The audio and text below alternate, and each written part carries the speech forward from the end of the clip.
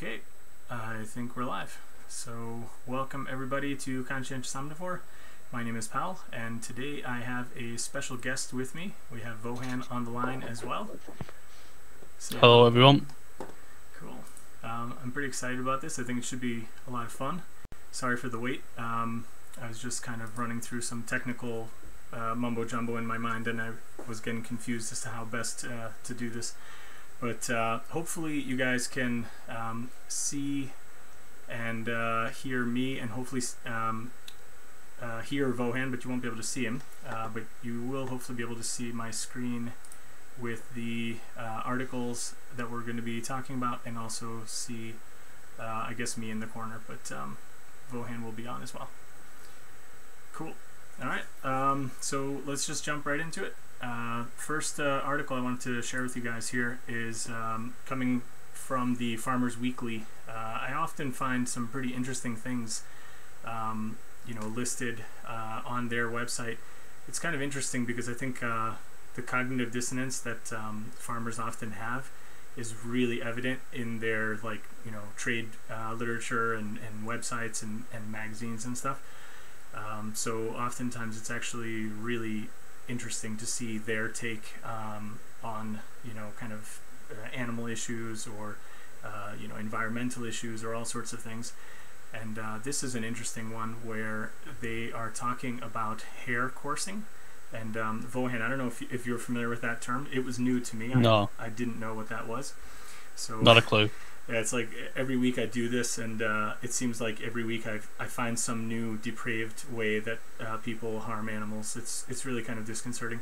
So hare coursing is basically people taking dogs and running down rabbits, and they bet money on it. So it's basically like a greyhound race, except they do it in like an open field with a live rabbit, and people place a lot of money. And they bet on which dog is going to catch the rabbit first, and it's highly illegal, but doesn't stop people from doing it. And this article is actually talking about police and their efforts to curtail this in rural areas. So yeah, it's just like a crazy story that I had no idea that this kind of stuff was going on. Does this sort of stuff happen everywhere, like all across Europe, or what? I don't know. I mean, this article is focused on the UK. So UK, yeah. I mean, I don't know, but certainly it does happen elsewhere. But this article doesn't talk about it. So in previous streams, I talked about the Spanish hunting dogs. I forget what they're called, like galgos, or I forget what they're called. But anyway, they're a form of greyhound. And they are used in much the same way to hunt rabbits, and people bet on them and all this kind of stuff. But there, I believe it's legal. So that's the only difference. So people are still doing it, but it's not illegal there. And then those are the dogs that are getting killed once they're not performing as well. And I mean, that part is kind of common as well, I think, to like greyhound racing as well, where once the dogs get too old, they just get put down. And because this stuff is highly illegal, you can be pretty sure that it's not done in a humane way, whatever that would mean. So you can imagine. Just think about it from the rabbit's perspective. They're this creature of this size, and then all of a sudden they've got some ferocious speed demon monster chasing them. Yeah. Imagine what that being's going through. Yeah. Imagine if that was us and we were running for our life from some sort of giant monster. It's absolutely horrendous. Yeah, it's totally crazy. And they say that one of the things that these people are doing is they're looking for farm fields with good mobile connections. So you can see here, they do this so that the events can be live streamed, through social media, and then people bet on this stuff. I guess maybe even through online, connections and things like that. But you can see here the police said, "We've found that with hare coursing, we get people coming from far away. We have stopped people from Runcorn, Cheshire, down here with dogs and lamps at 3 a.m. They are traveling quite a distance to do it and are often betting thousands of pounds." So what they do is they find these open fields where you have a good big open stretch. The rabbit can't hide, and then people are going out there and That's just ridiculous. That's near my neck of the woods, that, you know. Oh, really? Okay, so Yeah. Not it's far from crazy here at all. that you don't even know about this stuff because, like, I mean, this is the first time I've heard of it, and I've been, kind of following a lot of UK news for quite some time, and I hadn't heard the term, so I don't think a lot of people know about it. And it's just odd, this article is written from the farmer's perspective, so they're talking about what they can do to prevent people trespassing on their property and doing this kind of stuff. So here you can see that they're digging ditches and stuff to prevent people, from accessing their fields easily, because like you can't go over this with a car easily and stuff like that. But the people are allowed to come on and shoot the rabbits, though, and the farmers usually want them to do that so they don't eat the crops. Yeah, I mean, I don't even know. This is why I said it's kind of like the cognitive dissonance, that I don't even think they really have a problem with it in so much as that the animal's getting killed. It's more just they don't want people trespassing on their property. And, I guess the illegal nature of it from the police officer's perspective is probably the betting as well, because it's like it's what do you call it? Like, it's not a regulated gambling, so it's not like a lottery where the government takes their own cut of the money. That's kind of what I imagine is part of the problem. Yeah, the problem. Well, there's just no clear consensus with like the government and how we should treat animals, because we banned fox hunting, yet you can still shoot certain animals. I mean, just nothing makes any sense to me, pal. Yeah, it's all a bunch of. Yeah, it's really crazy. So, yeah, welcome guys, welcome Race and Sarah Bennett. So, I mean, to sum up, I think if you missed the beginning, it's just that, people are betting on dogs chasing down rabbits and killing them horrifically in fields that farmers, didn't give permission to use, and then they're live streaming it and betting on it to the tune of thousands of pounds, which is a huge sum of money. So, pretty crazy stuff. And, oh, thanks. Okay, Kieran. Okay, welcome, Kieran. Okay, this one is an interesting one, again, from the Farmers Weekly, where they're basically looking at toughening up laws about people walking their dogs. And I guess there have been several incidents where dogs attacked sheep, and the farmers are looking to protect their animals. And again, it's just kind of from the, from their mindset, it's like they're protecting their financial interests. Like, they don't want their animals to be killed ahead of time. Obviously, not by some random dog walking by, and so they're just talking about how there used to be kind of like public service announcement type videos that would tell people, like, walk your dog on a leash and all this kind of stuff, and how I guess it's been pretty common that sheep are getting killed by dogs, and they're losing an estimated 1.4 million pounds. I guess this is every year, maybe. Yeah, this is for 2016 alone. A staggering 15,000 sheep were killed or injured by dogs. So that's actually a huge number of animals. I wouldn't have ever imagined that there would be that many getting killed by like random dogs. Yeah, that seems a bit odd, though. Like, I wonder, how accurate the number is, because they're obviously reporting their own stuff, and maybe they're getting insurance payouts for these things, or who knows, like. But regardless, I'm sure it is an issue, because I don't think they would just make it up altogether. I would question maybe some of the figures, but I mean, it's pretty crazy stuff. Hey everybody. Hey, Sky's the Limit. Susanna, welcome. So yeah, this is just another interesting thing where, they're kind of concerned for their animals, but only to a point, right? Like, they're interested in the financial loss, I think more than the animals themselves. So it's just kind of crazy. Yeah, well, it's their income, isn't it? Yeah, it's the way they kill it.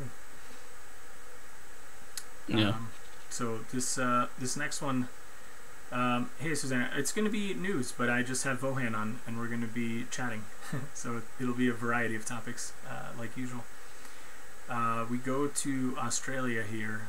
There was a recent decision by the Victorian government where they are going to allow the processing of kangaroo meats to be turned into pet food. And there was a lot of kind of discussion about this on Twitter. A lot of people from Australia rightfully, calling this out as being a bad decision for wildlife, being a bad decision for animals, animal rights, and a lot of times these animals are shot from a distance. They suffer immensely. They very often don't die right away. They suffer extreme, pain from getting shot, and also sometimes from not dying from the shot, or not right away. And they're basically calling out the government because they're legitimizing the shooting of the kangaroos and being turned into pet food. So yeah, it's just kind of a sad story. Yeah. So I was just thinking then, like, if you've got dogs, yeah, what would you feed? What should we feed the dogs? Like, I would suggest if it was like a vegan world, maybe animals that die naturally or whatever at the end of their life, or something where there's no harm involved. If it is required that dogs need meat to survive and things like that. But well, yeah, what would you say? I mean, it depends on the animal, because a lot of dogs can be fed a vegan diet. So I think it really depends on the dog, but I think most dogs probably do okay on a vegan diet, from what I've seen from people online and from reading a few articles from like veterinarians and things like that. So I would say dogs aren't really even the big issue. The big issue seems to be cats. Cats seem to be a lot harder to get to be okay and healthy on a vegan diet. I don't think it's impossible. I think some cats seem to do okay on it from what I've seen, but it seems to be more the exception than the rule. Most people I've seen online say that their cats, didn't adapt to a vegan diet, or that it's difficult, at least. Yeah. Like last year, sometime I went to like a vegan. It was like a bed and breakfast. It was more just like this hippie, this old school vegan who was like in the 70s, had been vegan since the 90s, just like rents her room out. Uh-huh.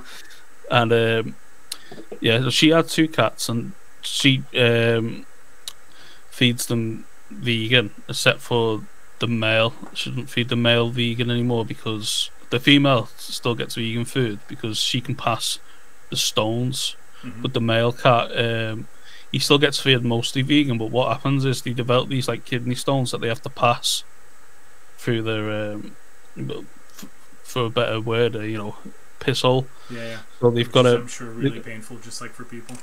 Yeah, so the male ones obviously struggle with that. With the female ones can cope with doing that because they can pass the stones easier. Mm-hmm. But yeah, that cat had to have an operation and lost its it was a poor cat. Yeah. So that's kind of one of the things that I think lab grown meat could be really good for, like in the future.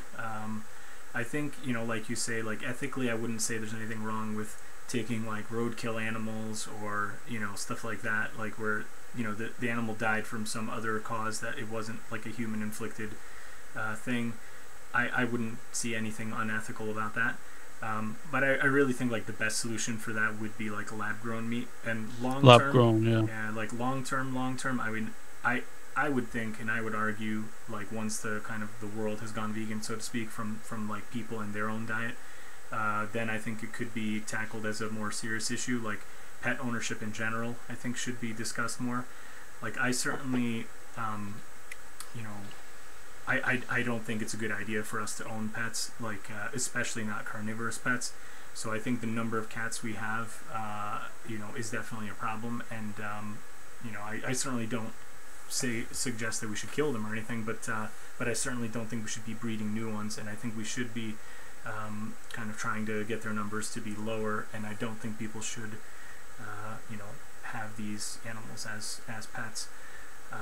There's going to be a story that I want to cover actually later where we're going to be talking about cats in places where they've gone completely wild, and the feral cats are doing all sorts of damage to the local ecology and kind of endangering several species of birds and stuff like that. And that's kind of a good ethical. Yeah, the little shits.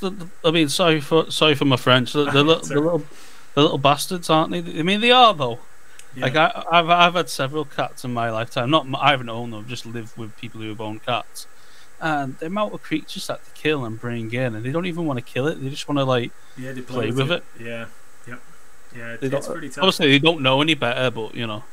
Well, but I mean, they do eat a lot of stuff too, right? So like, sometimes they will go after birds. They will go after smaller like rodents, obviously like mice and shrews and moles and stuff like that.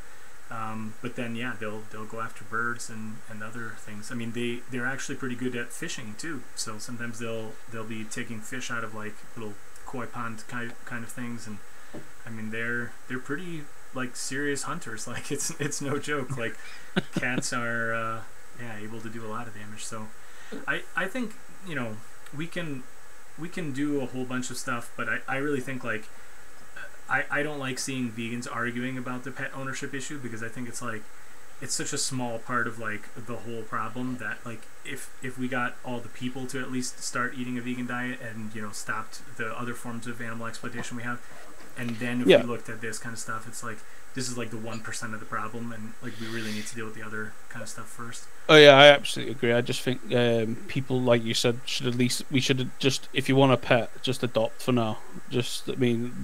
And I think that's a reasonable stance for anyone to take. I'm definitely in support of people adopting, and as much as part of me is like even like spaying and neutering animals is obviously taking away kind of from their personal freedom and impacting their lives. But I mean, at the very least, like at least it's done under anesthesia. They're not like farm animals where they have their testicles ripped out like without any kind of pain relief. I mean, it's not perfect, but the world isn't perfect, so we're just trying to do the best we can. And I definitely think like never ever buy from a breeder, but yes, go to your local shelter, and if you can then adopt. And I mean, we have a dog, and that's from like my wife's family, like before I was even in the picture. And we've often talked a lot about if she passes on what would happen, and if we would get another dog or not. But she's a rescue. The dog they had before that was a rescue. The last two dogs that my parents had, they were rescues. So I think like as long as you're taking a dog or a cat from a shelter where they're going to be killed anyway, then I think yes, you're obviously doing a service to the animal. I mean, if the choice is between like they're going to get put down or you're going to like spay and neuter them, like it's probably still in the interest of the animal to be spayed and neutered than to be killed. So that's yeah. So I definitely agree with that. Yeah. Bunch of people showed up. Hey guys, I'm gonna probably be not as good at reading all the comments because it's just fun to talk to Vohan too. So I may miss something, but maybe Vohan, if you see stuff that you want to reply to. Okay. Yeah, like let me know. But I'm gonna just be going on here. So I think the kangaroo thing, it's sad. They're really cute, and I think a lot of people get upset because they're cute. But really, it's not a different thing in the sense that like farmers often kill whatever animal isn't as profitable to them and competes with them for resources. So like I've talked about the wild horse situation in the US, or predator animals are often regarded in that way too, because nobody eats like mountain lions or whatever. But farmers would love to just shoot them so that they don't lose their sheep and cattle and what have you. Same thing with the wolves and the bears, and it's just kind of crazy. And I guess in Australia the kangaroos are kind of viewed as a pest in some ways, and some of it is because there's probably too many of them because most of the predators there have been killed off as well.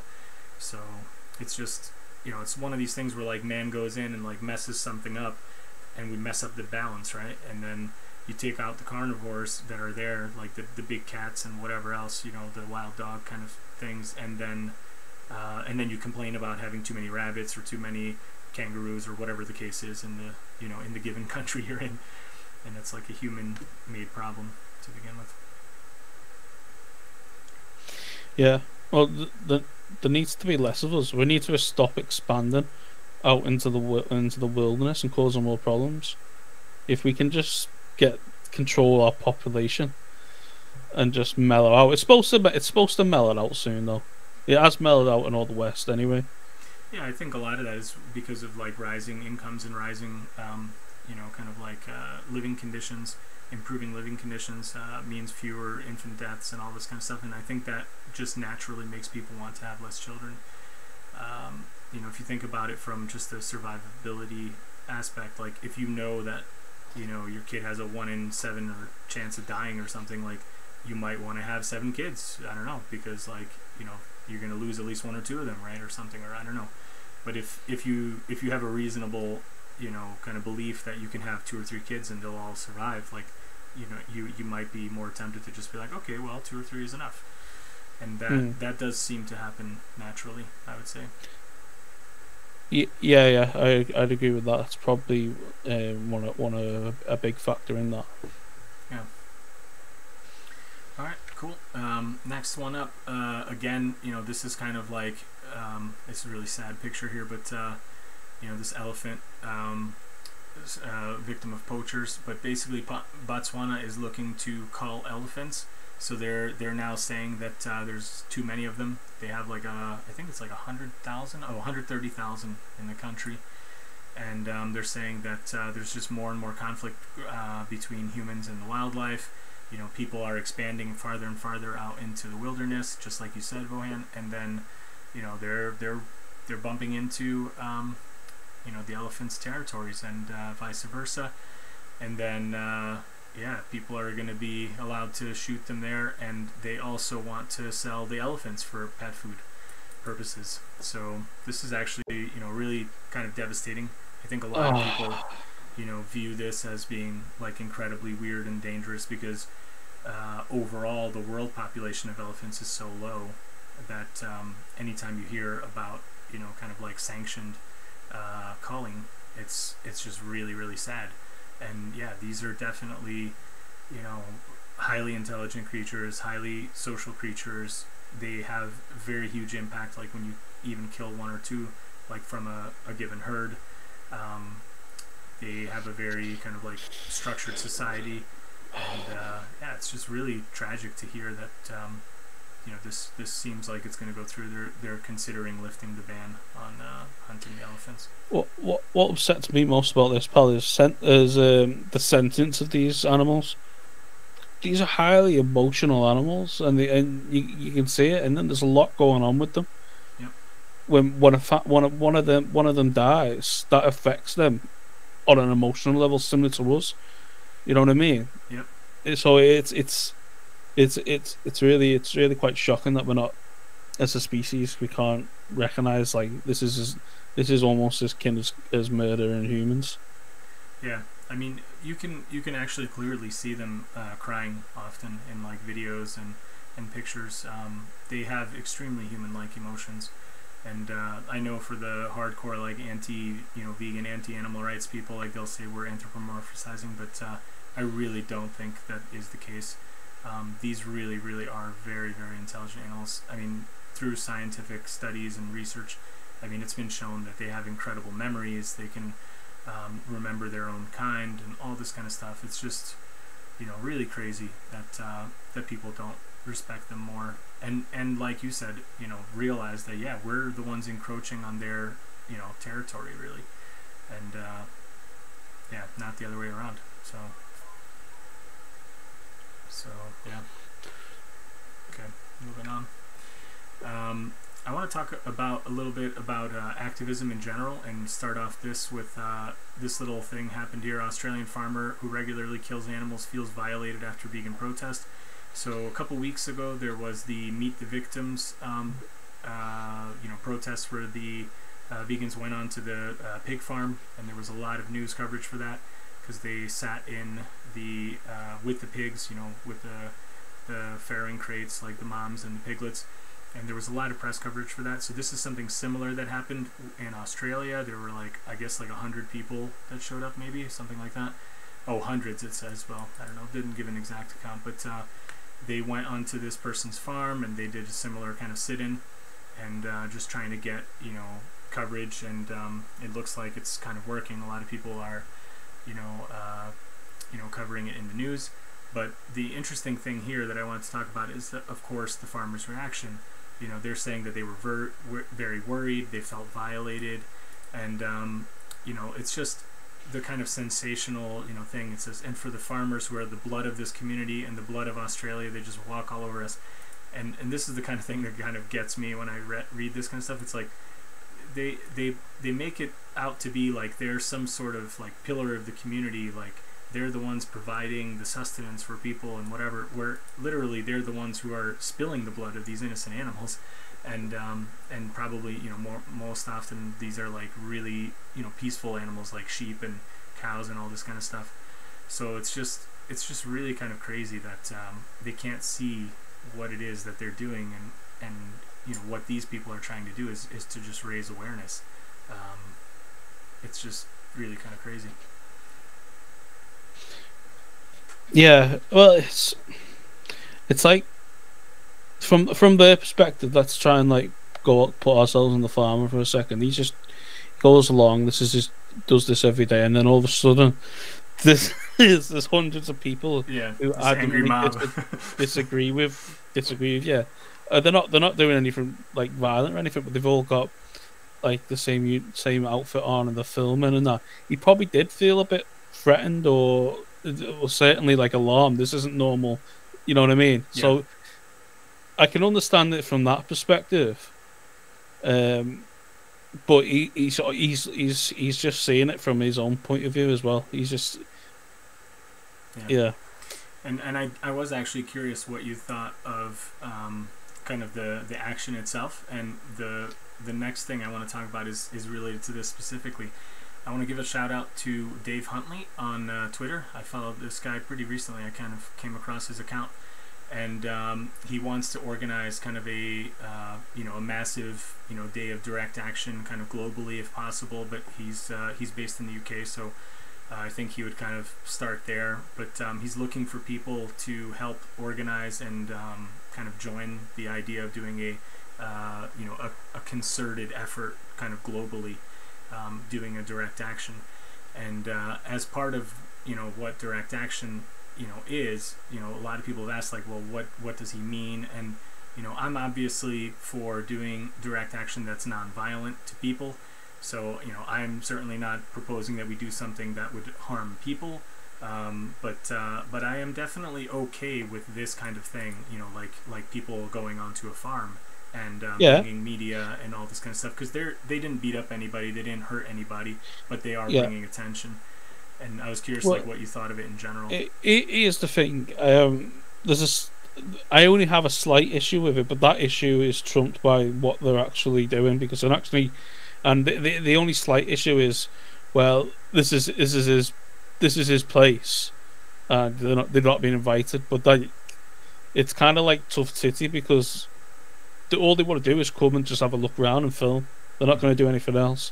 I don't advocate them to take any of the animals, because that's just, even though it might seem like a good it is a good just action to rescue one of these animals, but it could have a counter effect on the actual movement. Mm-hmm. What do you think about like what Wayne Sung and the guys in the Direct Action Everywhere group, where they have taken sick animals and they have said that what they're doing is actually legal and justified by places like in California, where they have laws that protect against animal cruelty. And so when they see an animal that's already sick, they're saying that it's cruel for it to be in those conditions, and then they take it. And they've obviously been arrested for doing so, but that's the kind of legal justification that they're trying to use. What do you think about that? I think that could be good. That could be a good action to do. Obviously, it helps if you're like a vet or something, and you can say, no, this animal needs my medical attention. Mm-hmm. This is my patient. I can totally get on board with that. Yeah. If you know what I mean. Yeah. But you wouldn't be like thinking that it's necessarily a good idea to take a quote unquote healthy animal, one not in distress. I just think it's bad optics, to be honest. I agree with doing it, because that ultimately that animal is going to be have the ultimate punishment. Well, the ultimate, it's going to be killed basically. Yeah. Eventually, and it would be morally right to rescue that. Right, but that the farmer could use that as like an excuse of like, look, these guys are stealing my property, quote unquote, and then it makes the movement look bad. That's the concern. Yeah. So this was a link, and I'll have the links as usual for everybody afterward, but this was a link that Dave Huntley posted, and I think it was actually really cool. If anybody's interested, I would definitely look through, recommend you looking through this. It's basically 198 methods of nonviolent action. So these are all, nonviolent means of protest. They're all, things that have been used in past by various social movements that have tried to, kind of get, social change. And I think, some of these can be great. And obviously some people are going to gravitate towards some, more than others. So if you feel like you could get behind one of these, then, I think it could be really cool. And if anybody wants to follow Dave or reply to that thread, with ideas, I think it could be really cool. But you can see some of the examples here. Some of them are even kind of like, humorous, or could be if somebody has like a good, sarcastic sense of humor. Group representations, deputations, mock awards, group lobbying, picketing, mock elections. Some of these could be kind of, almost done with a bit of humor to get attention. There's symbolic public acts. You can, put up signs. You can paint things. You can use chalkboard activism. Some of these I don't think are, that great. Like this is protest disrobings. That just kind of reminds me of like the PETA dressing up the women as, this like piece of meat, and playing up on the kind of like sexualization of women. So I don't usually like those, but again, take your pick. Whatever people kind of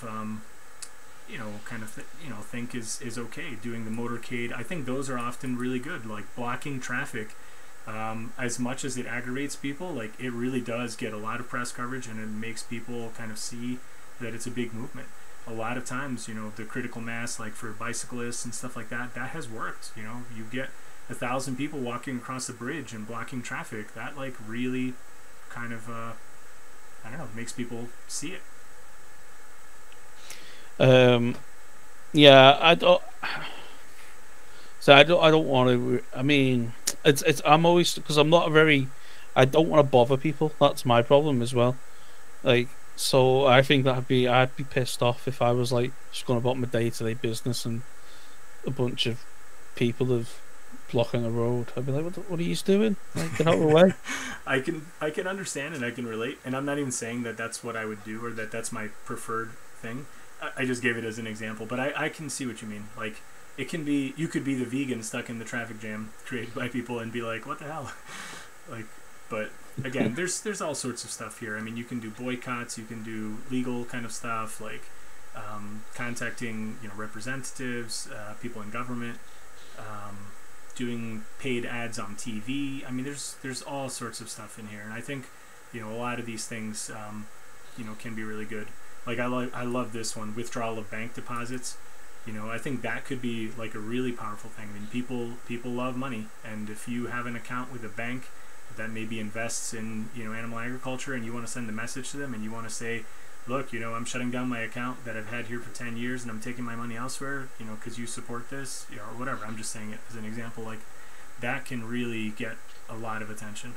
Yeah, that's an idea. I didn't even think about that, about what my bank does. Yeah, I mean, there could be lots of stuff, right? So it could be, maybe a credit card you hold, or, a store you go to. Today I saw a really kind of humorous video that somebody put together about Sainsbury's. I guess a lot of people have complained about them not being kind of on the, on the trendy, get rid of plastic kind of train. And so they made kind of a sarcastic video where it's made to look like a Sainsbury's representative is basically telling people that they don't care about plastic pollution and that they're just going to keep wrapping everything in plastic anyway. And it's like, if you shame a company like that, like, yeah, like, they may change, because that's really bad press. Like, you don't want that to be a viral video about your company, like, so same thing about a bank or like a financial institution, or maybe like a hedge fund, or whatever. I don't know. Like, if people have financial interests, you can often get those companies to change by threatening them with taking your money out. Yeah, no, it's a good thing. It's one of the most important things that we keep if we're going to operate in capitalism with the free market, is that if we keep it morally conscious as well, the consumers, because that's what if the consumers are all morally conscious about, well, we're not going to fund you anymore because Yep. we know what you're doing with that money and where that's going, and then like, all right, we won't do that anymore. I mean, it's a good way to try and keep it as clean as possible. Yep. The free market, that is. Yep. Hey, Marshall Lee, welcome. We saw a bunch of people. Hey, Palin Home. Thanks, guys, for joining. Twisted Hippies in. Welcome. I may have missed some people. I'm not advocating a bank run. Palin Hill says the live stream's going to get flagged.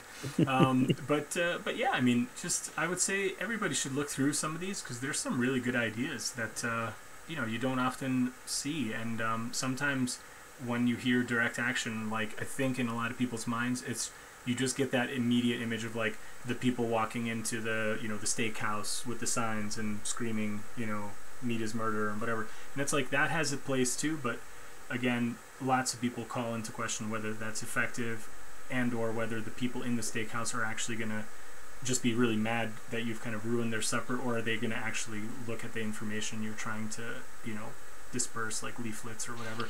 I don't know. It could have an adverse effect though, couldn't it? It could make them double down and go, I fucking hate vegans, I'm never going to be a vegan, one of those little bastards. Yeah, they may use it as an excuse to be like, well, now I'm going to eat twice as much and blah, blah, blah. So, but some of these I think can be really good. So I would definitely recommend like look through this. It's a pretty good link, I think. But any form of activism could have an adverse effect. Really, it just depends on the person. Yeah, and some people react to that. I'm sure there's going to be at least one person in one of those scenarios, like in the steakhouse, who is going to be like, oh my god, like wow, they have a good point. Like possibly, yeah. I mean, there's different people react differently. I know some people kind of they like if you just look through like comments on Vegan Gains videos, like there's so many people who say like, yeah, like he was the kind of the person who made them like start considering this stuff, even though they hated him at first and they thought he was a jerk and whatever. And yeah, I don't know. I've seen similar comments on Freely's videos recently where people have said that like for a year or two they were like watching her videos and being like, man, this woman's crazy, I hate her, how dare she, blah blah blah, and then they become vegan because of her videos. So yeah, you just don't know. Yeah. But I think anything we do is good, and yeah, I'm not gonna like condemn somebody who does something that I myself personally wouldn't do, because at least they're out there trying, and I think that's good. So as long as it's non-violent, I'm kind of pretty much for it. Well, hey pal, what would you do if you were like having a meal with your wife and you went to like a restaurant? It wasn't a vegan restaurant, but it had like a good vegan menu, let's say, and they promoted it. So you went there, and then like a bunch of protesters come in and were screaming. Do you mean do I kind of be like, oh, I'm not with them? Yeah, what would you do? I really don't know, because maybe I would actually try to have conversations with people who are getting upset and try to, maybe broker somewhere in between. I don't know. Like, it's hard to know. I think it really depends on the on the tactic and how kind of disruptive it is. So like one thing, for example, that I don't personally approve of is like sometimes activists will go into like a grocery store and they will put like fake blood on the meat package, or that kind of thing. Like I've seen sticker activism where they just put like, well, I've seen stickers. I haven't seen that though. Yeah, I've seen people put up videos where they will actually kind of spray like a fake blood or like drip it like on the actual like packaged meat, and so when you pick it up, like you don't notice it, but like it's on the bottom or the top or whatever, and then your hands are just like all red, like painted. I mean, I don't approve of that. A lot of the steaks are going to have blood in them anyway. I don't know if people. I mean, it might turn a person off. Yeah, I mean, the thing that makes me mad about it though is that what I see is like you're just gonna make the poor person who's kind of like the cleanup person in the store be really mad at you. And, yeah, I was thinking that it's not, and maybe even the meat will get thrown away, which depending on how you look at that, like supply and demand, that could actually be worse than than if it's just, you know, purchased. Why did you say that? Well, because they're probably gonna, you know, discard it, and it's not gonna get eaten, and then the person who wanted to buy one will just buy one anyway. All right, I see. So it'll be almost like they'll buy two in a way, because one gets thrown away and then one, you know, gets purchased. So, or the company itself may write it off as an insurance thing, but then they're still going to order the same amount. So it's like it doesn't actually help to reduce the thing. And I just think, like, you know, I don't think the goal should be like, you know, making people mad and or like making people have extra like cleanup where they're not even the ones directly responsible. It's really the customer. So like I like, again, I'm not going to condemn it, but I just personally don't like that tactic. Like I think that is kind of just in the category where, you know, I don't have proof of it, but just intuitively I think that is something that would maybe not help and maybe make people be kind of, like you said, like double down on kind of stuff. Yeah, I don't know. It's kind of a tricky one. Yeah, it is hard. But I mean, it's something to consider anyway, and I think it's good for, you know, activists to have these kind of conversations and maybe review these kinds of ideas, because I think if you do more kind of things, you can really branch out, and there are a lot of things that I think are effective, like the monetary stuff I think is really good. What about if like the sticker activism? So what it is like you'll try and get like these professional like done stickers, and they'll have like truth claims on them. So if it's like bacon or like, you know, processed meats, it'll say like class 1 carcinogen, same in the same category as tobacco. Mm-hmm. Just stick it on and just make it as it's like an official health warning from the government. Like, yeah, those I'm actually fine with, because like I don't think the meat would be thrown away, for example, if it's just a sticker that got put on the meat.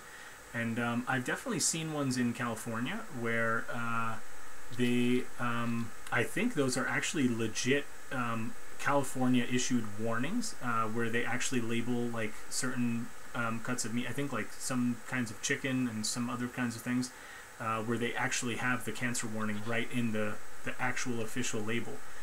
So, yeah, like that's kind of scary that you know, people would see that and continue to buy it. and that's not sticker activism. That's like the actual like you know, food safety people or whatever it is. Like, I mean, most people are still going to buy it because they'll just think it's not. So we've always done it. Blah blah blah. Right. You know, it's the same way people. I mean, people still smoke. Yep. Even though we've had that on those warnings on them for a decade with pictures and all that stuff, but I think it's a good segue into the next. Don't you have a Californian like food one or something? I do, but I think it's later. I don't know. We'll get to it. Okay. Yeah, let's move on. Here is another one from Australia. So this is government spending taxpayers' money to keep live sheep trade alive. So basically, if anybody's been following, there was a temporary halt to live animal export from Australia because of the really wonderful undercover, you know, video documentation that got put out earlier this year, and I think it was the end of last year actually, where it showed just the horrendous conditions that these animals suffer through. Sometimes they're shipped on boats for like weeks at a time. They often don't have like, you know, food and water. They have like extreme heat. A bunch of them die. They're, you know, up to their neck in waste. Some of them just die and get trampled down, you know, by the other, you know, animals. And so the government, you know, spent a bunch of money. They researched it, and they basically had, you know, expert opinions from like you know, veterinarians and, you know, animal, you know, experts and all this kind of stuff.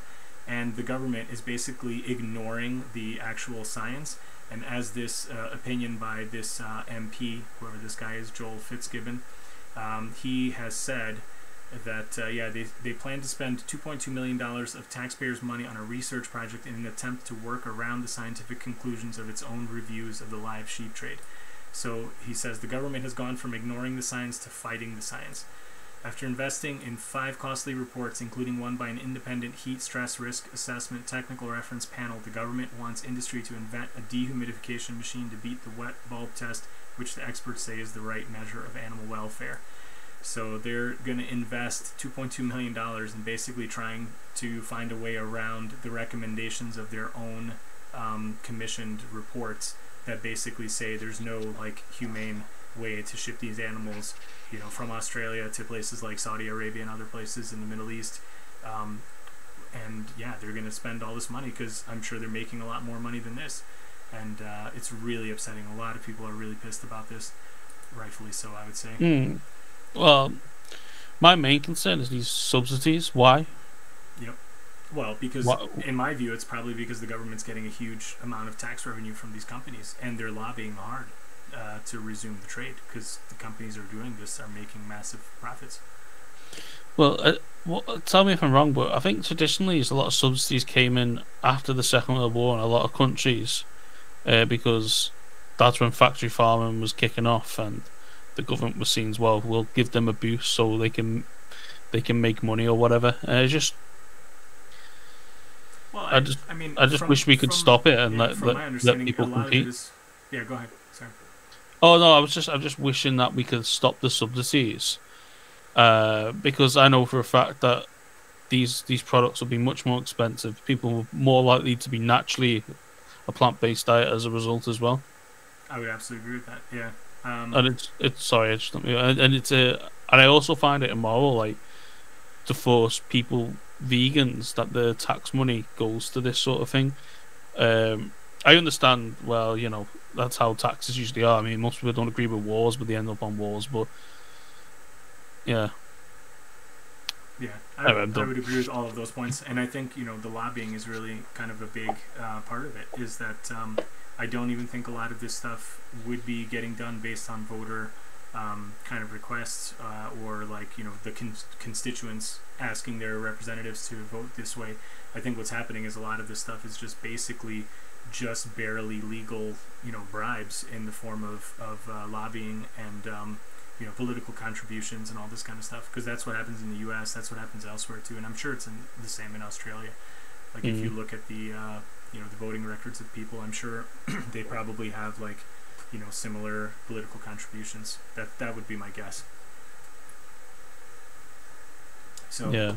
Yeah, and when I reposted this on Twitter, I pointed out this guy's sentence here. He said, because he's obviously not a vegan either, he says the 2.2 million should be used to help sheep meat producers make the transition to domestic processing and higher value product markets. So, you know, his idea isn't to, like, stop sheep farming. His idea is just, like, kill them, you know, at home and then make them into higher value products and then export those. And you know, my thing is, like, why don't you take the 2.2 million and subsidize, like, people, you know, switching their farm to you know, a veganic growing option. I think that would be the smart thing to do. But hey, whatever. At some point it will happen anyway. Yeah. I was thinking that because we need to help the more and more farmers that become vegan. Because there's been a few. Yep. We need to help them transition, change their business, and support them.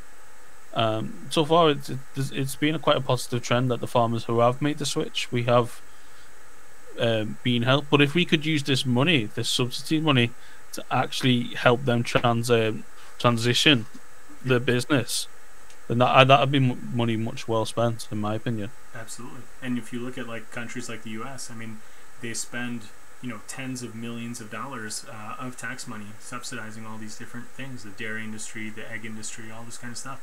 And they even give them money directly for advertising, and that's to the tune of millions of dollars. So it's like, if you just took that money and just gave it to, you know, kind of more you know, vegan friendly options, I think it could make a huge difference.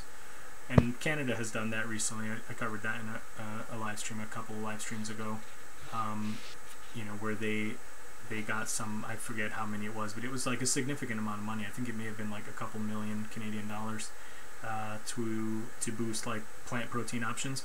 But then the next week I covered a story where they gave, like, even more money than that to a meat processing plant that they wanted to build. So it's like, you know, it's almost like you do 2 good things here, but then you do 6 bad things there. It's kind of like not exactly a level playing field. Yeah. This one I just wanted to share really quick was a really interesting one. There's a hunter, and he was out fishing, actually. I guess it's somebody who regularly has hunted moose in the past, and when they were out ice fishing, he actually saw this poor moose be stuck in the water, and it was getting near the edge of kind of, just succumbing to the cold and the stress. The moose couldn't get out of the water, and this guy and some other person that was ice fishing nearby ended up saving the moose. They walked up to it, and they said that it was really calm and could sense that they were trying to help it, and they basically got a rope around one of her legs and kind of around her neck, and managed to pull her out. And then it's kind of crazy, but they rescued this animal, and it's really cool. I wanted to highlight a couple things here. Throughout the ordeal, she was a very calm moose. I just talked to her the whole time.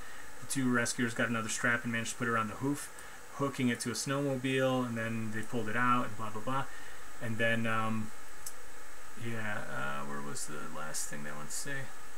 He wasn't prepared for what happened next. She got up, looked us straight in the eye. I don't know, it's almost as if she was thankful, like she appreciated what we did. It's weird to say, it's a feeling we both felt. She kind of stood there for a bit, got a bit to eat, chilled there for 5 minutes, and then trotted off, and that was that. So it's just kind of this really interesting thing. The guy basically says that he probably won't be able to eat moose meat anymore, and I guess it's something that he's regularly hunted, and it's just kind of interesting that he can see that while he's killing fish, he feels compassion and sorry for this moose, and he even says yeah, here it is. I've hunted moose all the time, but this scenario and perspective has given me a different view. It's hard to explain. It's a good feeling, a really good feeling. We saved her, and there was no better feeling than that. To get her out from that situation, from as bad as it was, to have a happy ending like that was awesome. And as much as he loves eating moose meat, Jackson can't say if he will be able to eat it again. Definitely that one hits home with me. Locking eyes on her and being so close to her, it changed my perspective. So it's somebody like this, he clearly has a good, he has his mind and heart kind of in the right place. It just seems like he just needs to make that kind of connection with some of the other animals, Yeah, it's just that cognitive dissonance. I mean, these are activities and stuff he's probably done his whole life. Yeah, it's been taught by father and his father and their father, and it's just. Yeah, it's what do you call it? Cognitive dissonance, or some sort of cultural programming. I don't know. But I'm sure if he saw, a pig like this up close and personal, and maybe it played with him and whatever. And I think a lot of times people are just simply not aware how kind of intelligent animals are. I'm absolutely certain that this animal probably could understand that these people were trying to help it, and that they weren't a danger, to her in the water. And and it's just people don't even really want to believe that it's almost as if she thought, like that she was thankful. It's almost as if she was thankful. That's the quote. And it's no, I think literally the animal probably was thankful. She knew she was going to die, and they pulled her out, and that's why she allowed them to put a rope around her and all this kind of stuff. There's no way a moose just sitting out in a field is going to let you go over there and rope it. You know what I mean? Well, even if it might not have known it was going to die, but it knew it was having a terrible time at least, and it was not very. It was suffering, and it was not having a very nice time. These people got it out of that, and she probably realized, they've pulled me out of this. It saved me, or whatever, in whatever sort of thought process that they have, and probably was grateful that they did do that, and it realized that they did do that. So it probably was grateful in some sort of way, I can imagine. Yeah. So it'd be joyful, happy to not be in that shitty... cold water and probably freeze to death. So I think this was really cool. So hopefully he does, change and not eat, moose meat. And then the next step might be that he'll just see this isn't that different of an animal to, something else, like a cow. Yeah. It'd be the hardest for the people. Because I'm imagining this is where was that? Alaska or something? I don't know if it was Canada. Yeah, I think it was Canada. Yeah. So, but I'm sure there's other animals that maybe he'll encounter and then just see kind of the same thing when he looks in their eyes. Who knows? We'll see. This is the article that I mentioned before about the cats. So this is a BBC kind of piece here where they're asking like, should cats be called to stop extinctions? And they're talking about various islands. So they're saying that if they eradicated cats and rats and a few other kind of invasive species that humans have kind of brought onto various islands, they're saying that there's more than 100 islands that could save a lot of animals from extinction. So this is an interesting stat. It says islands have seen 75% of known bird, mammal, amphibian, and reptile extinctions over the past 500 years, and many of the losses are caused by animals introduced by humans. So I think I remember seeing a long time ago in like a nature show where like Australia, for example, didn't have rats, and they came over with the first white people who like came with their boats and stuff, and the rats came with them, like in the holds and on the cargo they were bringing and stuff like that, and it's a huge problem. And I think rabbits are also non-native to Australia too, if I remember right. So there's like a bunch of stuff like that, and like we talked about earlier, Vohan, like cats are pretty vicious. Like they'll definitely kill like lizards and small frogs and all sorts of stuff like that. So yeah, it's kind of crazy. Like I've seen wild cats out in Hawaii back when I lived in the US. Like I went to Hawaii for vacation, and it was insane. Like you just see them all over the place. And there's wild birds too, like chickens that have gone wild, and they're living feral and in the islands. But those often come at the price of squeezing out the local indigenous life. Yeah, I mean it's a hard decision to make. I mean, hey, Leon, ideally, welcome. I think Leon actually just said something that I wanted to say real quick. He says, "Don't kill, sterilize." Yeah, maybe they could just sterilize these animals, and the problem ends when they die. Yeah, that's a lot more humane than killing them, obviously. Yeah, I'd agree with that. Yeah, it's when I hear about like extermination or like killing as a solution for like environmental issues, I just think, come on, that's just we can think of something better to do than that. That should be like the last resort. Yep. You know what I mean? It's like I was speaking to that SD guy and on Discord the other month. I had like a little discussion or debate with him, and he kills rabbits. He kills about 30 rabbits a month, and that's where he gets his meat from. The farmer lets him on the field, and lets him go wild and kill as many as he wants.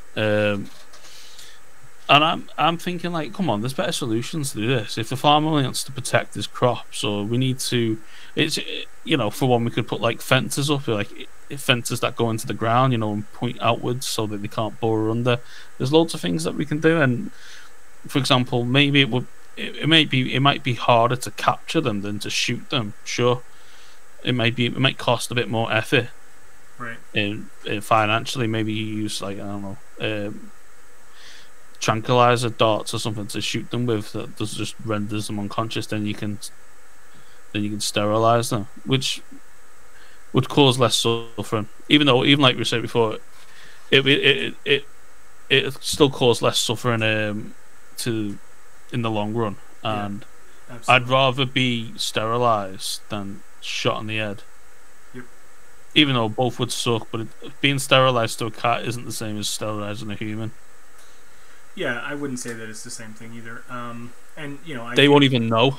Well, and I still do acknowledge that you are impacting their lives. So I don't think it's like in a perfect world like I wouldn't want to do it at all. But yeah, like if you're looking at we put them there kind of inadvertently, and they're causing a real danger. So like there's a really interesting stat here in this article. They said that the study published in PLOS1 identified 107 islands where eradication projects could benefit 9.4% of the Earth's threatened island species. So again, this is not all of the Earth's threatened species, but it's islands species specifically, but it's almost a tenth. So you figure, just this 107 islands, if you could somehow magically go poof and get rid of those invasive species, you would be benefiting 1/10 of the world's, endangered species, like for those islands. Like it's not inconsequential, it's not insignificant, but where I take issue with it is that it's people screwed it up, and then we're kind of assuming that we know how to fix it, and who's to say it's not going to somehow make it worse? And yeah, I never really trust like human judgment to be sure that like we're not going to make it worse. Like I'm always a little bit worried about, you know, human intervention to a human caused problem. Yeah. Get on that bird, the Atlantic yellow-nosed albatross. Is that like a baby one? With its like. Yeah, I don't know. It kind of looks like it because it's still really fluffy. So it's probably a little one, like probably just got out of the nest or something. And a lot of these islands that they talk about are actually UK territory. So they're saying UK territory of South Georgia. They actually did a rodent eradication project, and they said they're rat-free for the first time in more than 200 years. You know, so I just think like some of these things are like, it's really crazy when you think about it. 200 years is such a long time. Like even in human terms, like 200 years is a long time. And for these animals, like for, you know, they typically don't live as long as people. So that's like multiple generations of the animals in question, both the birds and, you know, the rats or whatever, you know, the case may be.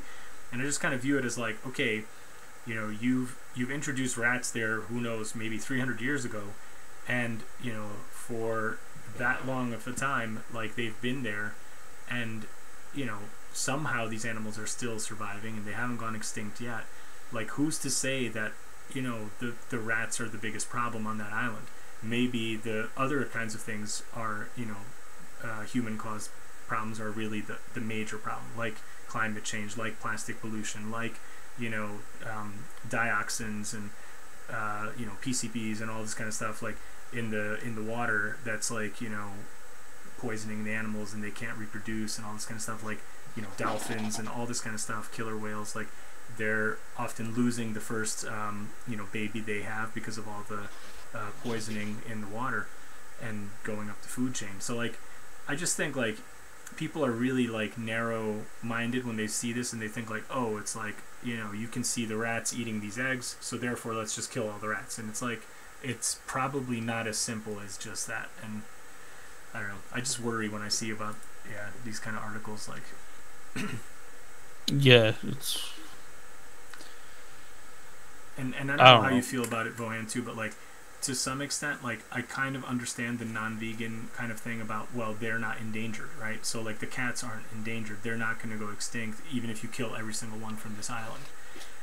And I can kind of understand that, but like I don't know how you think about that kind of thing. Like I'd rather, I don't know. I mean, the problem is you got a few options. You could kill them, kill all the predator animals that are killing the other animals that are going to go extinct, but to stop them to go extinct. Yeah. You can sterilize them, which means the cats are still going to live for like what, another decade, if you're lucky, causing mayhem, and maybe that'll kill more of these endangered species. Right. Or you can like try and collect all the cats and move them away. Right, like rehome them somehow. Yeah, and I don't know if people want like feral cats, because maybe they can be reintroduced into, maybe we can just release them all into Scotland. I don't know. Yeah, I don't know. Again, I think like I just worry that people often think they have it figured out and that they don't. And yeah, that's my thing. Cool. Let's move on. And I saw Liam had joined earlier, so this will be his favorite section, I'm sure. Talk about climate change stuff. So yeah, this is a segue into that actually. So a couple of weeks ago, I already told you guys about the seismic, you know, drilling that testing that they want to do for looking for more oil and gas reserves offshore. There was another kind of similar thing that Trump reversed a previous Obama administration, you know, kind of halting of drilling in the Arctic off the coast of Alaska. And basically a judge overturned Trump's reversal, and he said it's unlawful and it should have been approved by Congress, and that the president didn't have authority to reverse that kind of halting. So this is actually going to kind of reinstate the halt on 500,000 square kilometers of the outer continental shelf, which is a huge area. This is a huge win for the indigenous people living there, and well, really any people living there, and of course the animals that are often affected by oil spills and all this kind of stuff. So I think this is quite a bit of good news. And yeah, like basically they said that it's going to be in place, and that really, unless it's approved by Congress, like he can't reverse that previous protection. So I think this is really cool. And then, like with that, talking about some climate change stuff.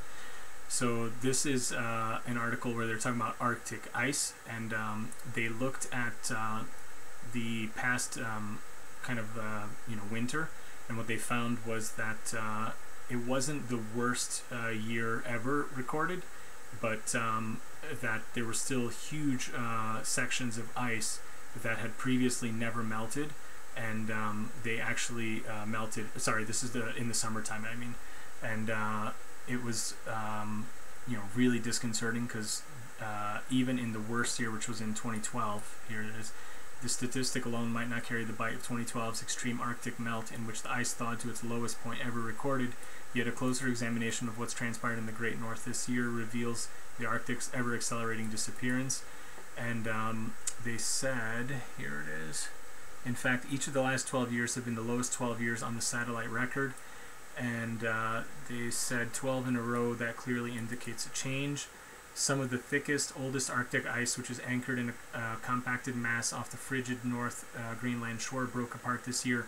That was the oldest, most stable ice in the Arctic. That's the ice that we thought would hold on the longest. It even stuck around when we saw all-time record-breaking melt in 2012. The average thickness of this ice is around 5 meters or 16 feet thick, but in parts it can reach 20 meters, which is 65 feet. So, they're just saying, like, this was like a huge big deal, and they're really saying that at some point, pretty soon, like certainly within our lifetimes, we are going to start seeing ice-free summers in the Arctic.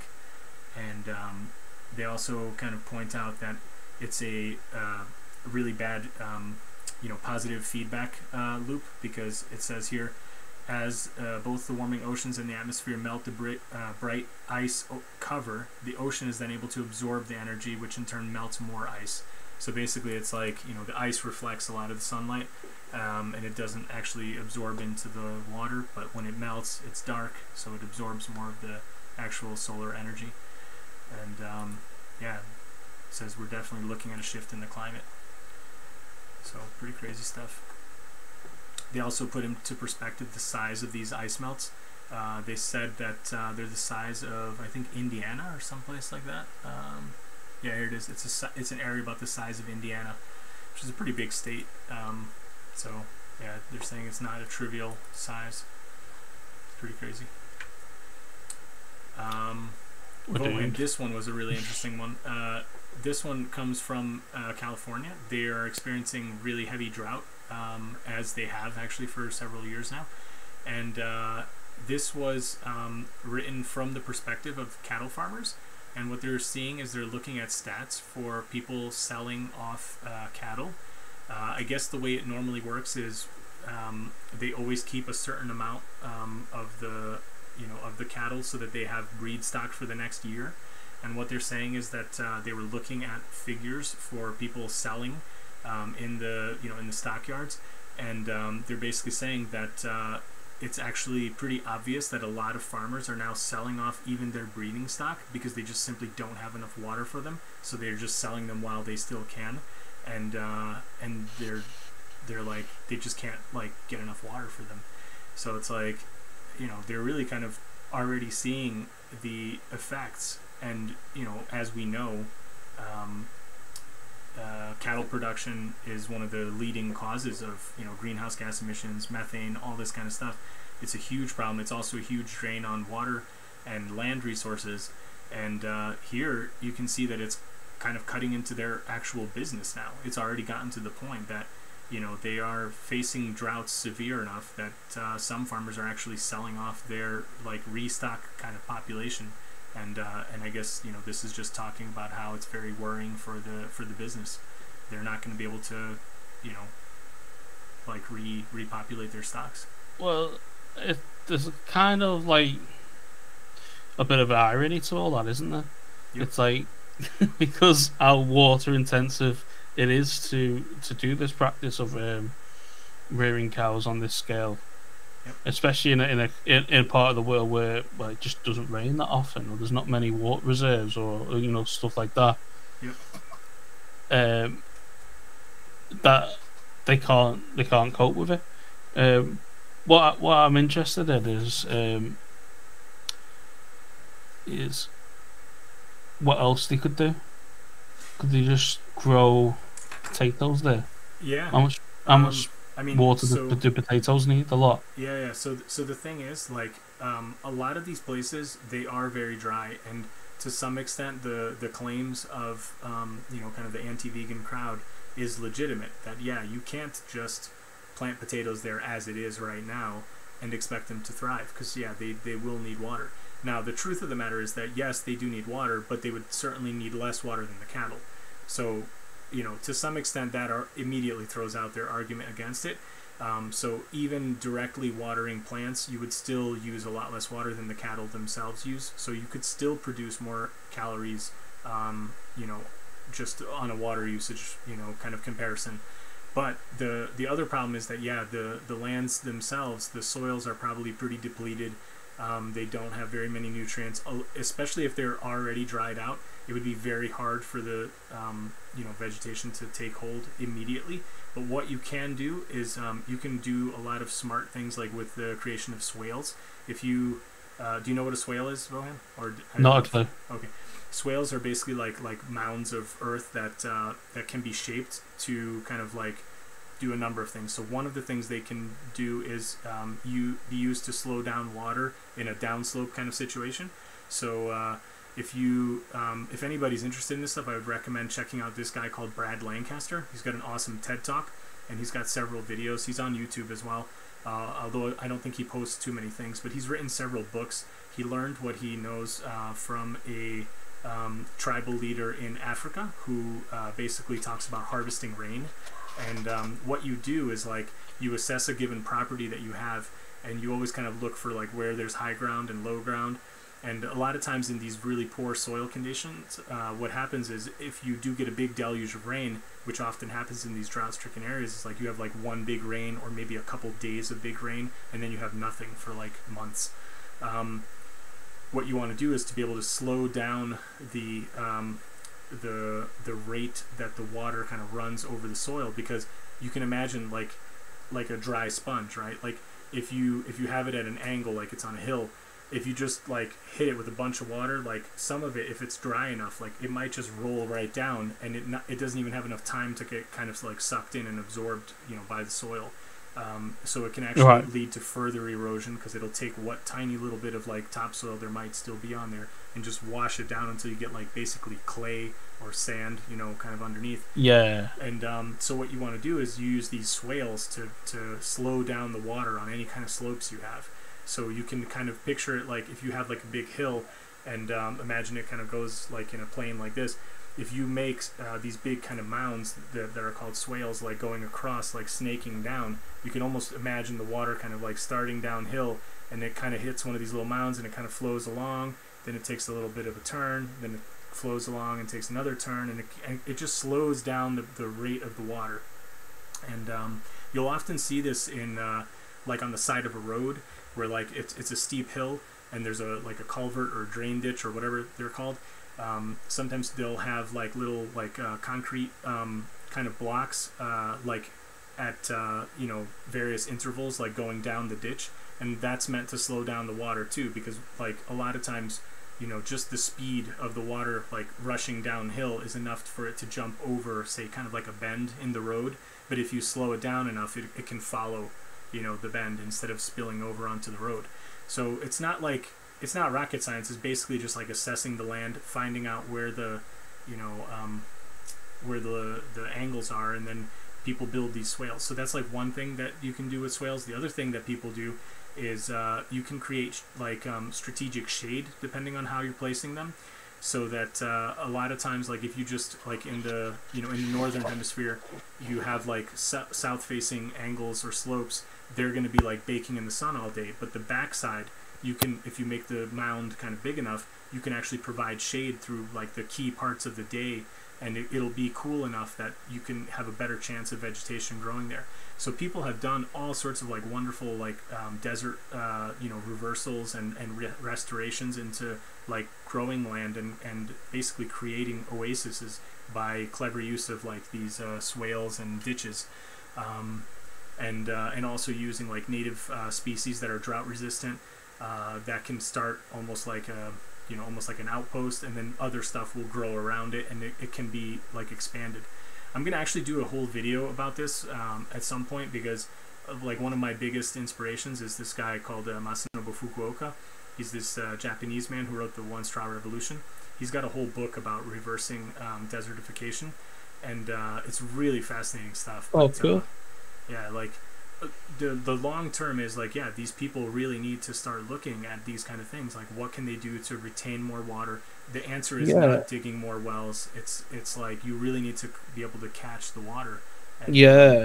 So yeah, it reminds me, like the Moroccans in the Middle Ages when they conquered Spain, they did some certain to southern part of Spain. They transformed the land as well by just diversion rivers that go off and like let the water get the soil basically be moist by the rivers, and do probably a similar thing to what you're saying now. Mm-hmm. Well, there's also like kind of like strategic flooding that people sometimes do, and that's like been going on since like the Egyptian days, and like using the Nile to flood fields and stuff like that. So yeah, there's a lot that can be done, and it's definitely a misconception that these lands couldn't be restored and couldn't be used for something else. It's absolutely not true.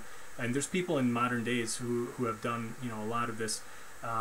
So Sepp Holzer is somebody that I've mentioned a few times before, and that guy is amazing. He's done projects all around the world. He's done stuff in the UK, in South America, in various places in Asia, and he's based in Austria. So he's kind of famous for growing his orchards in like really high altitude in the Alps, but his permaculture principles, like using these swales and all this kind of stuff, like has been effective all around the world. Like he's got so many cool examples that he's worked on these projects and taken lands that were deemed not even suitable for grazing. Like they were such poor soil that they couldn't even maintain grass like well enough for like grazing animals, and he was able to create within like maybe 1 to 2 years, like vegetable gardens out of them.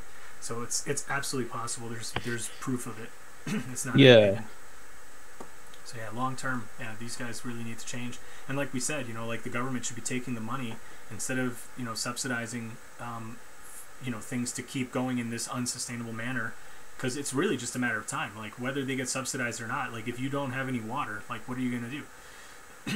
So they have to change, and the sooner we get them to change, the better. Yeah, definitely. Cool. Also, just look at how many cows are put in those little pens. Oh yeah, it's crazy. Some of those are packed.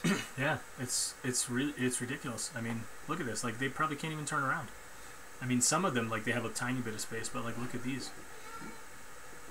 They're full up. Yeah. All right, my kids are going crazy in the other room, so I'll try to speed up a little bit. So yeah, this one is just another kind of article highlighting something I talked about last time, and also in my separate climate change video. This is just talking about ExxonMobil and how they have lobbied the EU, various countries and governments to basically delay implementing any kind of climate change legislation or things like that. So, they're basically pointing out that they've spent like millions, tens of millions of dollars on, fighting the climate change science early on, and then they also now don't deny it anymore, but they fight and delay and distract the legislation that might make things change. So you can see here that, where does it say? They've known about climate change like since the 1960s, human-caused climate change. But that they've been, here it is. They knew that burning fossil fuels was creating climate change as early as the 1960s. Seeing a threat to its bottom line, it mimicked tobacco companies' strategy to deny the science underpinning the relevant studies. And then now they're basically, just trying to delay and distract from the solutions. So they talk about how, carbon markets, they want to basically talk about, the technology where you can suck out the CO2 from the air and bury it in the ground. They're pointing out that, this is still, not proven technology. It hasn't been shown to actually be effective, despite huge subsidies for many years. Here it is, experimental technology that's still not materialized despite decades of enormous subsidies. They're talking about how they want to replace petrol with fuels from algae, crops, or other biomass, even though it has previously led to land grabbing and food shortages, as well as stopping us moving away from petrol. So they're just talking about a lot of the different things that they do and how they ally with lobby, companies, and how they have spent, each year. You can see here, 5 million. I don't know if this is in pounds or dollars. I think it's in euros. So they've spent between 4 and 5 million euros each year from 2010 to 2017. And I don't want to, belabor the point here too much, so I'll just jump to the next article. This article is just talking about how basically it's not just Exxon, it's actually all of the oil companies. So they did a recent analysis of kind of what the top oil companies are spending. And they showed that, here it is, the largest 5 stock market listed oil and gas companies spend nearly $200 million, which is 153 million pounds a year, lobbying to delay, control, or block policies to tackle climate change. So think of this money, what this could achieve if it was actually spent on something productive. Think of the kind of, improvements we could already see if this industry wasn't, spending this amount of money to fight the inevitable change that needs to happen, because if we don't, we're going to be screwed. And it's just absolutely crazy. And I just think it's really frustrating that, like, people know this stuff, but it's somehow like hard for, like 1 and 1 makes 2. Like, I don't know if you've seen this kind of information, Vohan. Like, were you aware of this kind of stuff? No. It's mind-boggling to me. I mean, it's like, but if you're making billions and all you have to do is spend a few million to protect your way of business, your way of doing business, like, of course they're going to do it. It's just numbers for them. Like, yeah, they're not going to do the right thing. Yeah, all this reminds me of a very common talking point in National Server at the moment. There's a lot of vegans who just basically should think, in order to save the world, we need to have like an authoritarian, communistic government running over us. And I was just thinking, like, oh god, maybe they're right. Well, I mean, we could do a whole live stream about that, and about kind of like, like, where does like personal freedom and liberty and the rights of a, company and whatever. But, ultimately, I think what happens is when you have these industries that are so huge, it's very difficult to regulate them at all. They really do kind of run amok and do whatever the hell they want. And when their profit is the only motivation, like, that's what they're going to do. And you can just see it in black and white when you look at what they're spending their money on. And I just think there has to be some kind of, like, middle ground. Like, I'm not saying that there shouldn't be free market and capitalist kind of like interests, but we should regulate them so they don't exactly. And what's really happening is that we don't actually have that, despite what a lot of people are led to believe. Like, these companies are largely unregulated. Like, we used to have things like in the U.S. There were laws about prohibiting monopolies and all this kind of stuff, where like you would never want like one company to like control all the phones. So like they broke up like Bell Atlantic or whatever it was, and stuff like that. And like like Microsoft or Google have been, or Apple, they've been accused of being a monopoly, and they certainly are. But I think what's happening is, in today's day and age, the lobbying power of these giga corporations, they're just so huge that when you can just throw hundreds of millions of dollars at politicians, like, they will just do the wrong thing. like like, I just think, like, how, you know, if you just put it on a human level, like, I don't want to be too, you know, political, because that's not the focus of my channel, but, like, if you look at the, you know, the Iraq war under, you know, Bush Jr., you had somebody like Condoleezza Rice, when she was in the position of National Security Advisor, or whatever her position was, you know, she had, at that time, I remember reading through her financial reports of her holdings, she had something like 75,000 shares of ExxonMobil. And you know, they were one of the companies that benefited immensely from that, you know, war. Like, how can you not view somebody like that as, you know, even, it doesn't even mean anything about her character per se, but how can you just not see that it's a conflict of interest when you have 75,000 shares of a company that is going to directly benefit from something that you may or may not end up doing, like voting for a war, or, you know, pushing for a war? Like, she could be the most upright, virtuous person in the world, and I'm not saying she is, but even if she were, the idea that she could maybe make millions of dollars just from that one stock that she owned in that one company, you know, like, how could you not see that's a conflict of interest that shouldn't be allowed, you know? Yeah. And yeah, like, I mean, you had Dick Cheney as vice president, you know, you had Halliburton, he was the CEO of Halliburton for many years, like, beforehand, and they made billions of dollars off of the projects that were, you know, given to them in government bids and contracts, you know, from that war.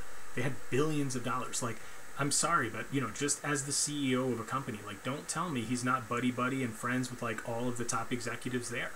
Like, it doesn't have to be, you know, like, rocket science, and it doesn't have to be like a bribe per se, but just, you know, like, I'm sure they still go play golf together, you know, with those people. Like, that's all I'm saying, you know. It's like, people just don't understand that it's like, it comes down to human greed. Like, these companies are not, they're not nameless, faceless kind of, like, things. They're run by people, and they're run by people who, when they're faced with these kind of conflicts of interest, they're going to look at, like, well, what's it going to do to my bottom line? You know, my bottom bottom line is going to be millions of dollars of profit.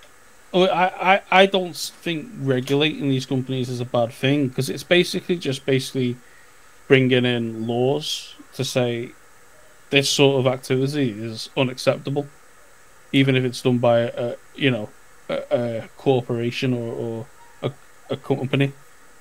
For example, you wouldn't, if it was something else. If we're talking about affecting the environment or something like that, I mean, that affects everyone. So I don't see a problem with that.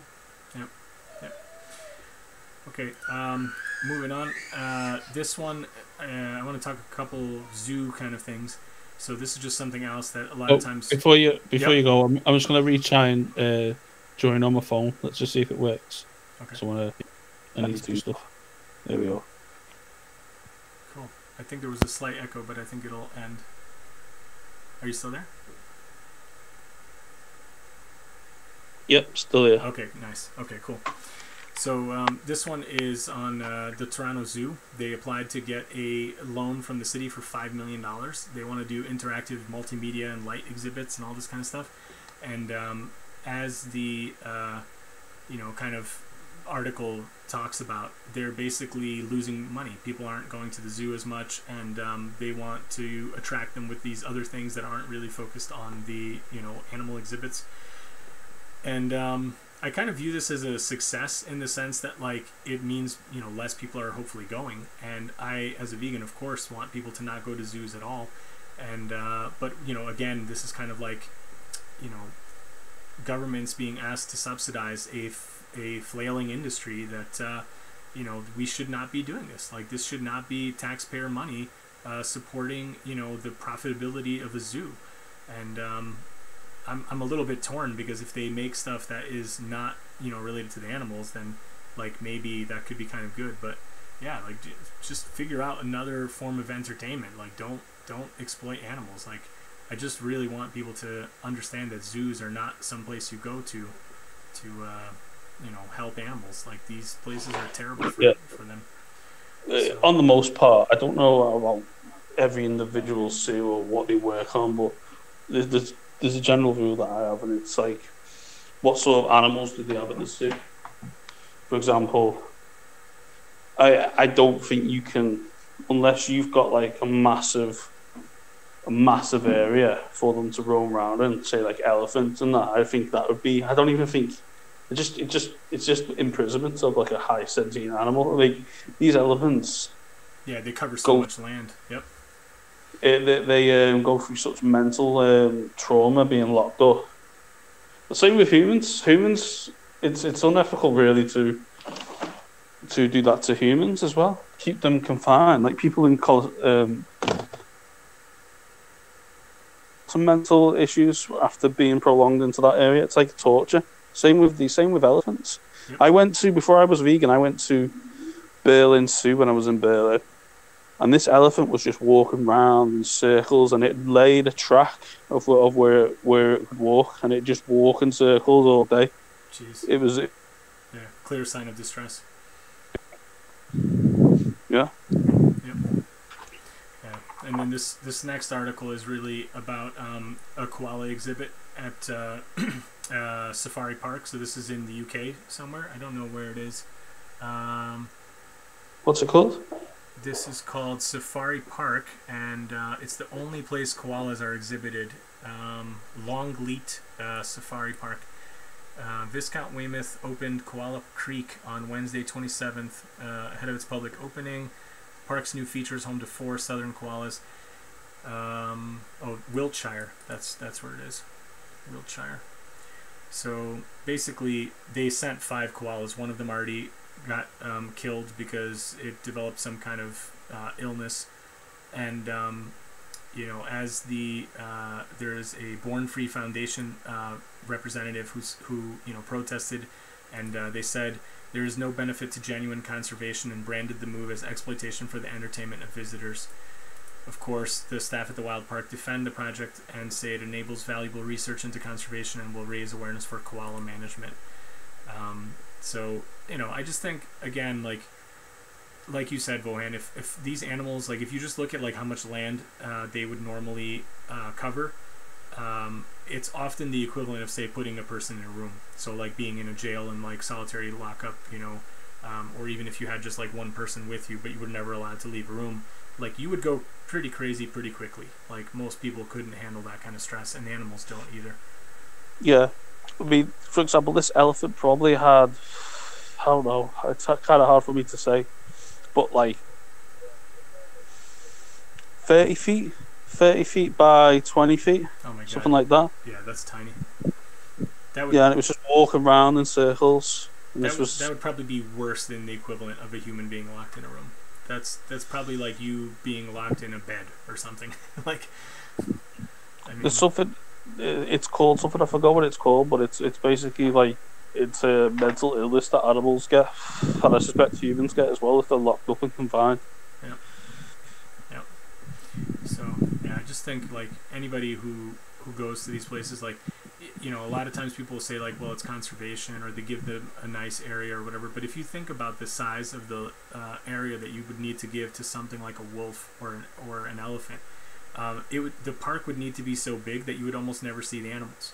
So then at that point, like, they would not make money, because the whole reason why people go to the zoo is to see the animal. So if you're giving a wolf the size of habitat that they would actually need, like, you would probably need, like, I don't know, maybe like 100 or 300 acres or something just for like a small pack of wolves. So at that point, like, the people going to visit the zoo would probably never see the wolf because you're not going to cover that much land. So it's just like one of those things where it doesn't really make sense to me why people want to keep these poor animals locked up. It really is just like people want to go and gawk at them. But we have such great nature films now that I just think it's like a much better alternative. Like, if you want to learn about these animals or experience them, like, go on a wilderness watch safari. Don't shoot them. Go look at them like that, or through binoculars from a distance. Like, I think that's the right way. Yeah, I'd agree with that. I mean, yeah, I don't know whether like it's a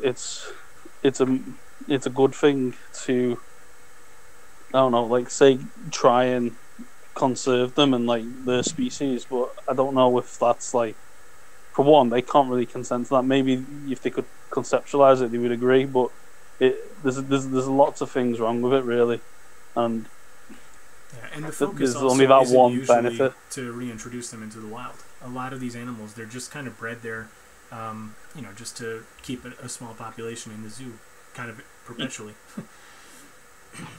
Yeah, that's true. So this, may make Liam a little bit happier, because I can see some of the posts, Liam, about the, kind of anti-trust kind of stuff. So this kind of just to, show that companies sometimes will do the right thing, but I just claim that they're doing the right thing when it's in their economic interest to do so. So this article is talking about Coca-Cola and their problems with getting enough water. So, water shortages are becoming a major problem around the world. And a company like Coca-Cola, where they take water and sometimes they sell water directly through their subsidiaries, and a lot of these soft drink companies have actually done really shady and really unethical things towards humans as well. In the past, about raising the price of water in really poor communities and all this kind of stuff. But anyway, that's another story altogether. But sometimes they will actually do the right thing. So this article is actually an interview with the director of Coca-Cola's, I don't even know what the heck it's called, corporate water stewardship program, or whatever they're calling it. So this guy, John Ratke, he's all about basically trying to make Coca-Cola's water requirement be more sustainable, and working with local communities to ensure that they have adequate supply to water and all this kind of stuff. And they're talking about how they're spending all this money and trying to shore up local communities and research and water treatments and all this kind of stuff, and how to get people to pollute less and be able to reclaim more water through gray water and all this kind of stuff. And it's a very interesting article. I definitely recommend everybody read it. But it's just kind of showing you that companies will sometimes do the right thing, just simply because if they don't, they know they're going to be out of business. So it's kind of like going back to the previous thing with the cattle ranchers. If you know you're not going to be able to have enough water, your business is screwed. You have no way of raising the cattle. So these guys know that in order to make the soft drink, they need water, and they're going to try, to make sure that they have enough, now that they see that it's a real issue. But until that really comes to that point, I don't think they really do the right thing until they really kind of see the writing on the wall. Yeah, I guess it's a good thing. Yeah, I definitely think it's an interesting article, and I actually I have experience working in many large multinational corporations and stuff, so I definitely see that it's not like the individuals working there are bad. I'm sure that this person probably deeply cares about the environment. He probably is passionate about what he's trying to do. So I definitely don't claim that these people are bad. I just think that collectively the behemoth that gets created by one of these multinational corporations, it's not this one person. It's not the one person running the company. It's the whole thing. It's the kind of the systemic thing that gets created out of all the financial interests, so this guy seems like a pretty legit nice person based on this interview. I'm sure he cares about these kinds of things, for real. I don't think he's just doing this as a PR stunt. Yeah, I don't. Yeah, I mean, I'm sure. Yeah, I don't know. Leon says, why pay for water when you can drink your own pee? Yep. Yeah. How to fail at veganism 101. Yeah. Race Lover says, why pay for water when you live on a planet with 70% water and none of it can escape the atmosphere? That's actually a good question, and I think that's actually a good kind of thing that people should know a better answer to. A lot of times I see in Twitter, that's sort of like a gotcha question from the anti-vegan crowd, where they will often call out the vegans saying look, cattle or other livestock takes up so much water and blah blah blah, but the water's not being destroyed. And true enough, yeah, the water's not being destroyed. Matter isn't getting destroyed, but what's happening is that the water is becoming unusable in the sense that like it's unpotable. Like you can't drink it. It actually ends up killing lots of things in the form of, you know, concentrated manure and urine and you know, the like fertilizers and chemicals and all this kind of stuff, the pesticides. And then also by disrupting the nitrogen balance in the water, it's killing fish and causing algae blooms, which kills more fish and all this kind of stuff. So it's not like the water is disappearing. At some point it will become kind of, you know, purified, and it'll evaporate and then rain down again and what have you. But water is becoming increasingly scarce throughout the world, and it's not just a matter of you know, the water isn't getting destroyed. It's just that it's taking longer for it to come back to you in a drinkable, you know, format. One, and also even from the rain, there's just now more and more air pollution that's you know, making it unsafe to drink as it is, and you have to do additional filtering to it and all this kind of stuff. So yeah, so that's kind of my take on that. Yeah, don't Israel have their own filtration system to filter out the Mediterranean into drinking water? Yeah, there's desalination plants in various countries, and I think you're right. I'm pretty sure there's like a pretty big process to do that in Israel. But so the thing is, it's really energy intensive. So I think it is possible you can do the desalination from ocean water, but it's really, really expensive in terms of like energy. So I think that's the main problem with it. It's not impossible, but again, where are you getting your energy? If you're getting it from you know, fossil fuels, then yeah, you're probably kind of contributing to this like, you know, bad feedback. Right. Yeah. So yeah, but I think long term, like, yeah, people will probably need to do stuff like that as well. Well, that's the thing, isn't it? Is getting the key things right first. I mean, if we focus on like solar panels, wind power, high tide, you know, power plants and dams and stuff like that, right, we can alleviate a lot of the it's like starting at the source, and then everything from then will be clean. For example, if I have an electric motorbike, which I'll probably want to get in the future, if the initial power comes from renewable resources like the environmental power plants and stuff like that, yeah, then it's win-win for everyone, isn't it? Yep.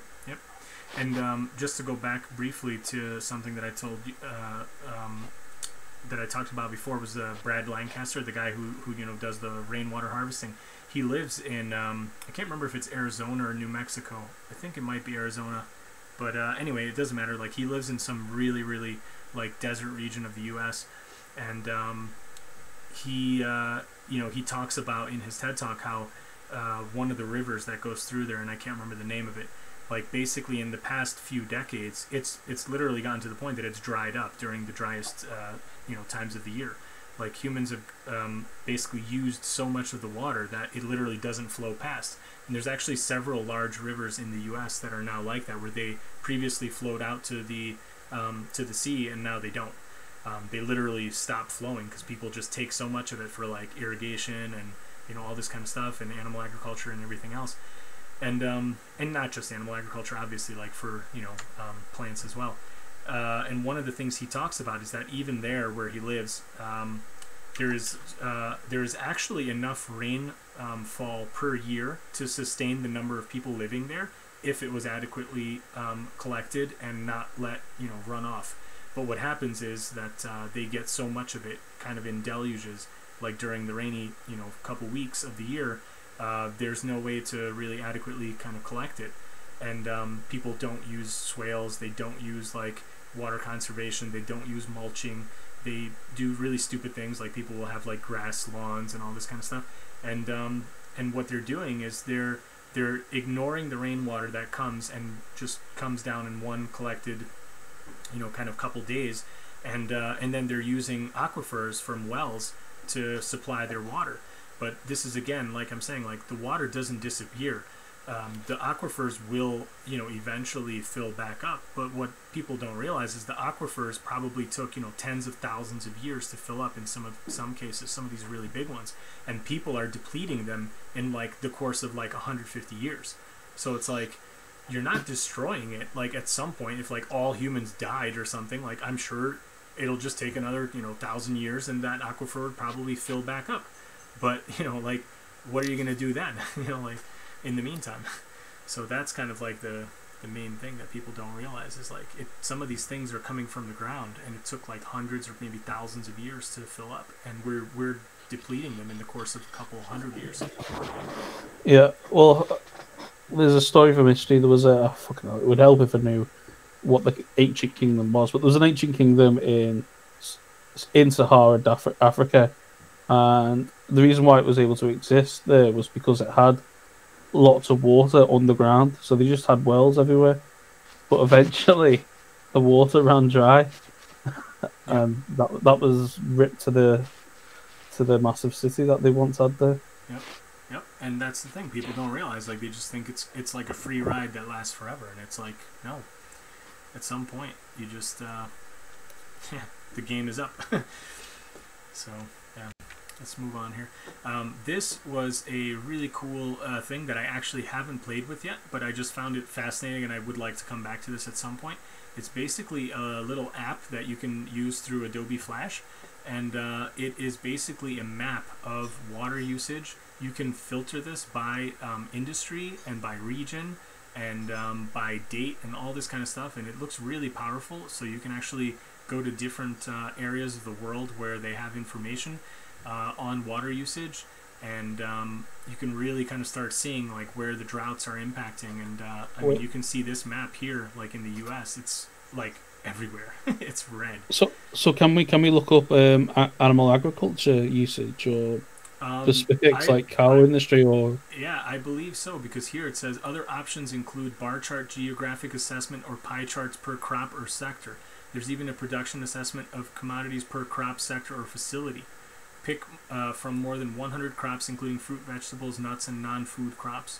So the non-food crops would probably be the feed for animals. So this would be really interesting. I think like maybe we could work on something to, you know, see kind of like the impact of animal agriculture versus like regular, you know, people plant food kind of things, and for various areas. I think this could be really interesting. I just haven't had a chance to really mess with it. So there's apparently a manual that you can download in PDF format and then just mess around with it and do all sorts of cool stuff. So I just think this is pretty neat. If anybody's, you know, like, you know, wanting to check that out, like, I'll have the link for this as well. But I want to poke around in this at some point myself. And oh yeah, and one really quick thing that I want to mention here is corporations reported $38 billion in losses related to water last year. So think about that. That's almost $40 billion just in 1 year. I'm sure that's a global figure, but yeah, it said the report found that examining data from nearly 800 companies. So, you know, this is why I say, like, once these companies start losing actual money, then they will care, like the Coca-Cola example that I gave you, you know? It's like, that's what happens. That's what needs to happen. Like, once people start losing money, then they start waking up. So, yeah. The way I see it, though, pal, is the human race. It's like we are a bunch of smokers at the moment. Everyone's just like, yeah, we all know it's going to kill us. And just carry on smoking. Yeah. And some of it is almost like people kind of like leaving things to the last minute. Like, when I was a student, I was really bad at that. Like I was always like cramming at the end of the, you know, the semester, like studying for the exam the night before, all this kind of stupid stuff. And it's like, you know, you're stupid. You know you're doing the wrong thing. You know, like, you should sit down and actually study throughout the year. And you know you're going to learn more if you do it that way, and more of it's going to be retained. But it's like, it's too easy to just be like, well, I'll deal with that later when it's an actual crisis. And like, I think now is the time when people are finally kind of starting to get that, like, yeah, it is a crisis. Like, you're running out of water. Like, that's a crisis. Like, you know, so, but yeah, people need that kind of like do or die kind of feeling, because they don't take it seriously until then, I think. Yeah, maybe. And here I just wanted to show just a quick thing. It was like, I guess, the anniversary of the discovery of insulin. So it was in March 22nd in 1922. And this guy and his research partner, they discovered it, and they actually sold the patent for $1 to a university. And they did it as a way to protect kind of the right of people to get this life-saving treatment. They didn't want it to be, profitized. And it's an interesting article and an interesting story, because they talk about, well, then why is it the case that, in today's day and age, like in the U.S., like people are paying like hundreds of dollars for their prescriptions for insulin, and like this stuff should have been already, not protected by patent anymore. And they talk about how the companies slightly modify the formula so that they can get a new patent, and they kind of keep extending the patents so that they never expire. They always make little slight changes to it, and then they can keep charging like obscene amounts. This is why you need regulation. Yeah. In my opinion. In Canada, the same insulin costs $32, but for Americans, they're paying somewhere close to $300, so almost 10 times the amount. It's insane.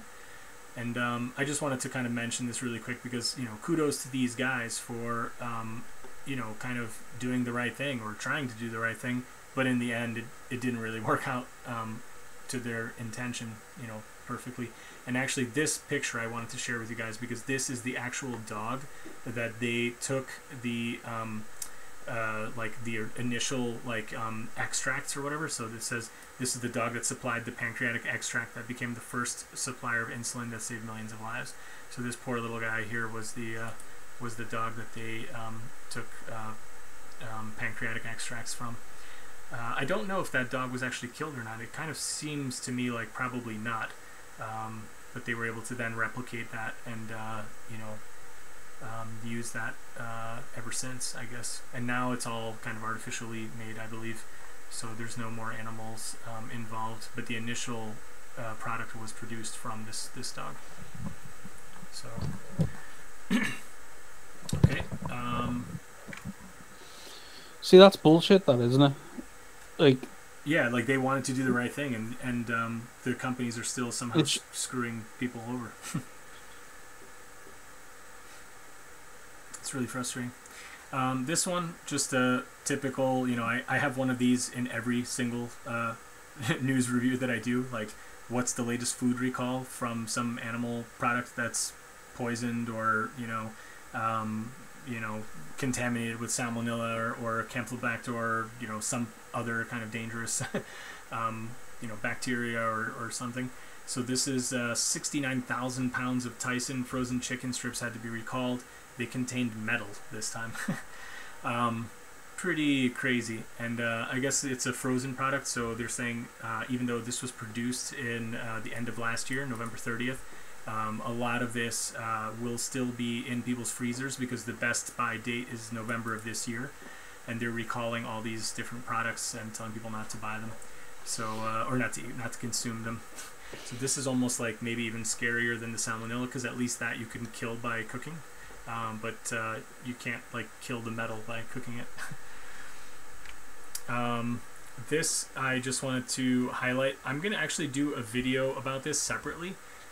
This is talking about the Orthodox Jewish population in New York, and how they celebrate the holiday called, I'm probably going to butcher the pronunciation. Can I just comment on the last one? Oh, yeah, sure. Yeah, I'll go back. Go ahead.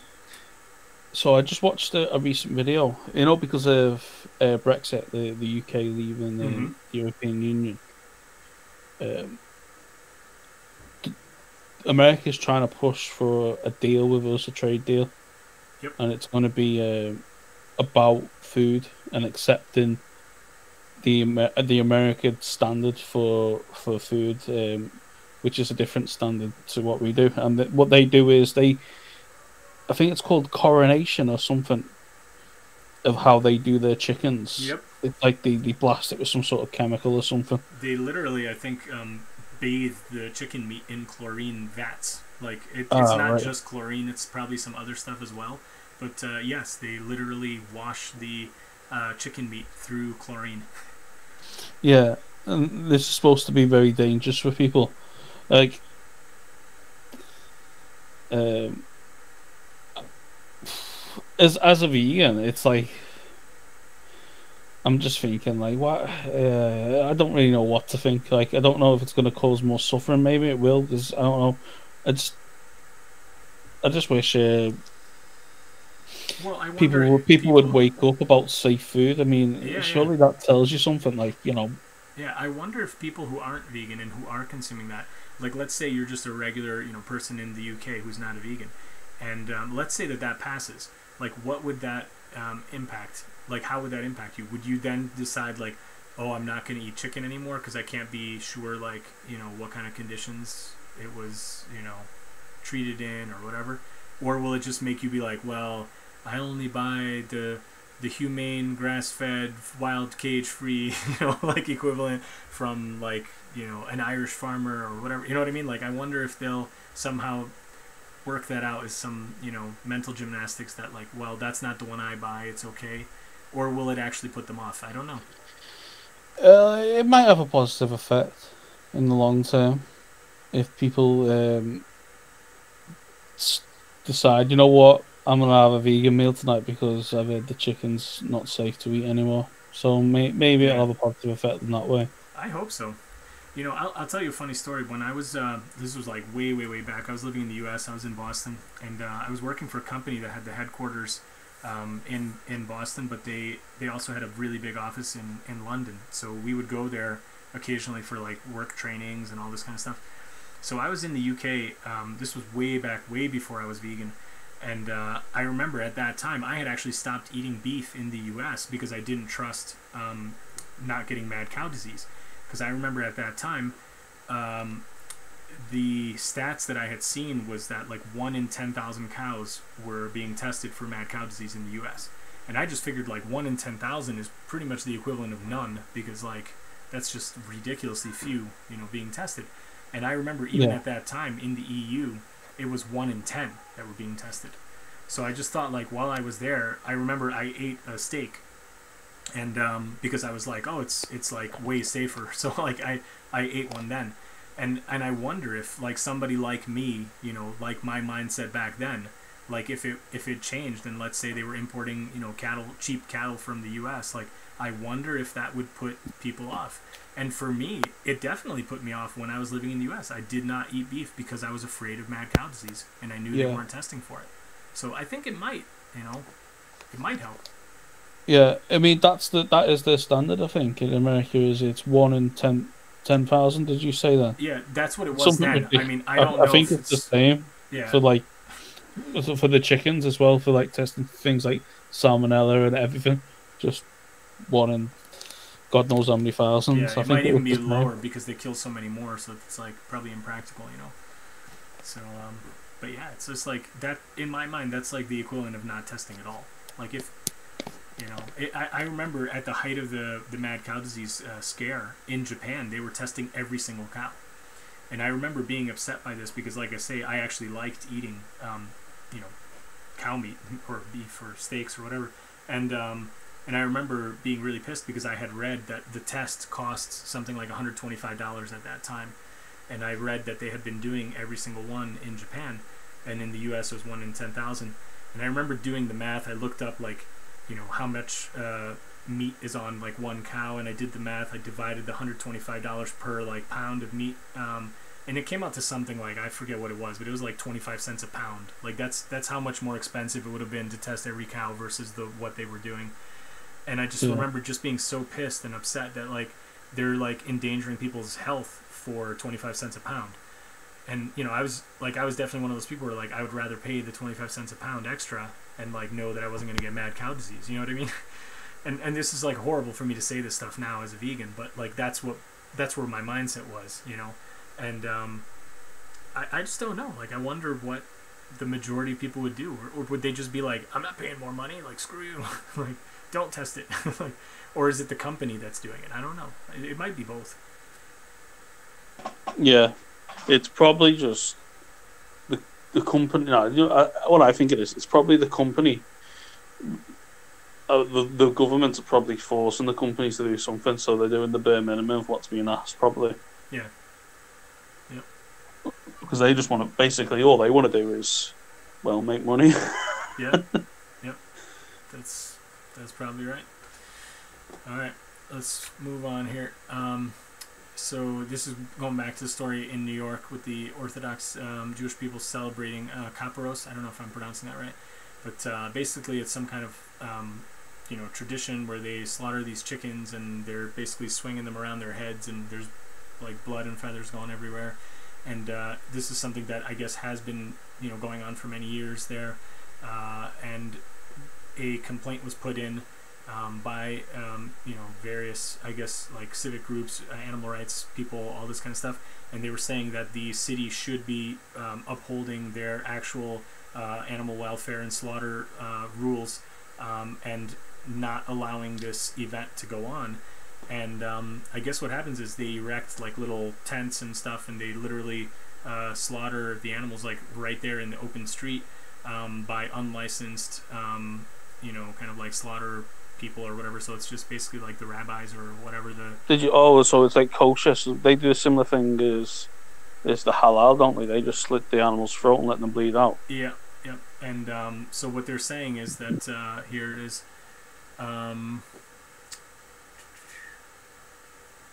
They wanted to, so the plaintiffs were saying that the residents who live in the neighborhood are contaminated by the mass slaughter, sued the city of New York, the New York City Department of Health, and the New York Police Department for failing to enforce the 15 public health, sanitation, and anti-cruelty laws and regulations that are violated during Kapparos.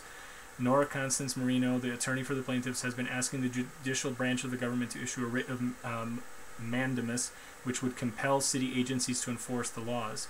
And what they're saying is that instead of the city upholding the actual laws and preventing this from happening, the police are actually involved in kind of like policing the event. They're there in full force, like helping to facilitate the event from happening.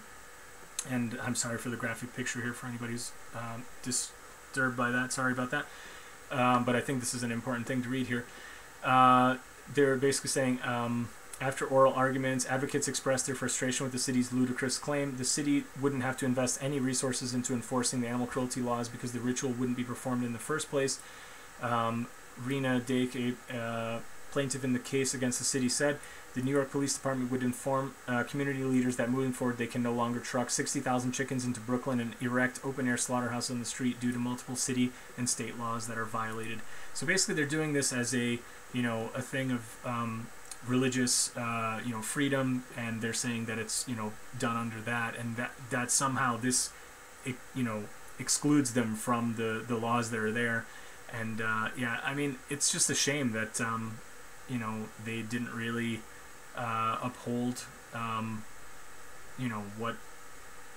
what is the right thing, which is basically there's already laws that would be prohibiting this, and the city gets away with allowing these Orthodox Jewish people to go ahead with this every year.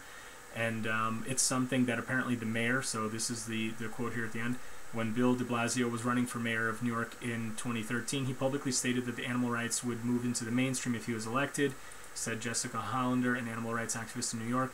Yet 5 years later, he is defending animal torture in order to curry favor with the Orthodox Jewish voting bloc that commits it. So they're expecting a decision in the next 40 to 90 days. But it's just a terrible thing that, like, in today's day and age, like, people are trying to support this kind of barbaric, cruel practice under the guise of religious freedom. And I hope that this gets banned. It would be good. I mean, yeah. But I tell you what, though, I bet there was a few children watching when this event goes on, and that turns their stomach. Oh, I'm sure. Yeah. And it makes them go vegan. You got a bunch I'm of people. sure there's probably that, but then there's also the people who are being indoctrinated into this like religious thought, That's true. thinking that this is normal and necessary and all that kind of stuff. So, I mean, it's kind of crazy. But there was actually an interesting opinion piece written by a rabbi who's kind of like a Jewish scholar, expert, whatever, that I read in response to vegetarianism and and Judaism. And I'm going to do a separate video on that as well. I have like a laundry list of stuff to get through, but I will definitely be talking about that in more detail then, because I think the reasons for doing this kind of stuff is just so ridiculous. Like, it's typical, like, Carnist 101 nonsense stuff that's easily debunked, and I'm going to do a video on it because it's just kind of crazy. Cool. Okay, and then this one is, I got a bunch of stories about horses and horse racing. So this one is basically a really good opinion piece written by Jessica Scott Reed. She's somebody I've given a shout out before. Vohan, I don't know if you follow her on Twitter, but she's really good. She's posted a lot of great stuff. Definitely check her out if anybody's on Twitter. She wrote this, and who's that again? Jessica Scott Reed. Oh, right. Okay. Yeah, so she's an expat U.S. person. She lives in, I don't know if it's Germany or she might be in the U.K. I can't remember, but she's somewhere in Europe. I know that. And or she's actually, no, she's Canadian, I think. She's expat Canadian, I think.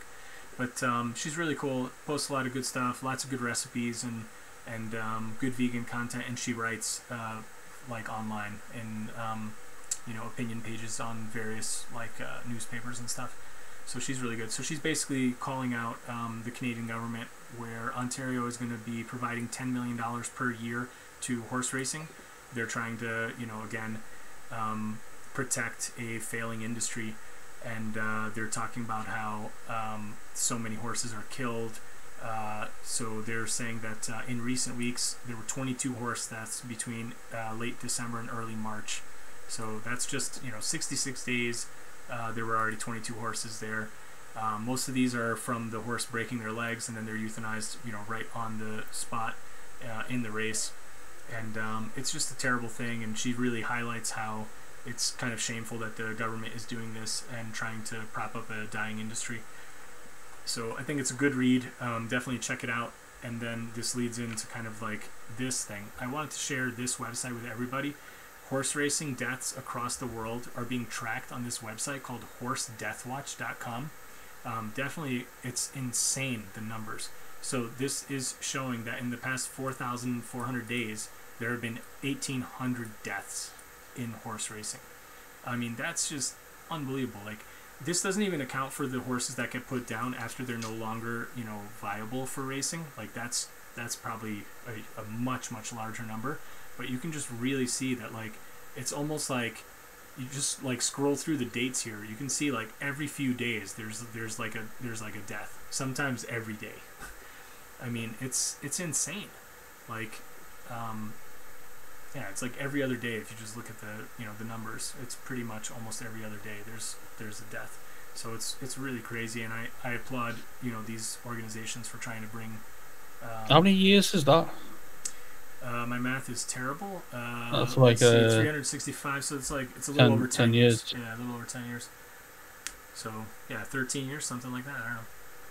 But, I mean, just think about that. That's insane. And people are, like, going to these events and, betting money. And they, some of them, I'm sure, they even probably love horses, quote unquote, Yeah. Like, people are like, I'm a horse person. Like, I love horseback riding. And it's such a beautiful thing to see the people with the horses and...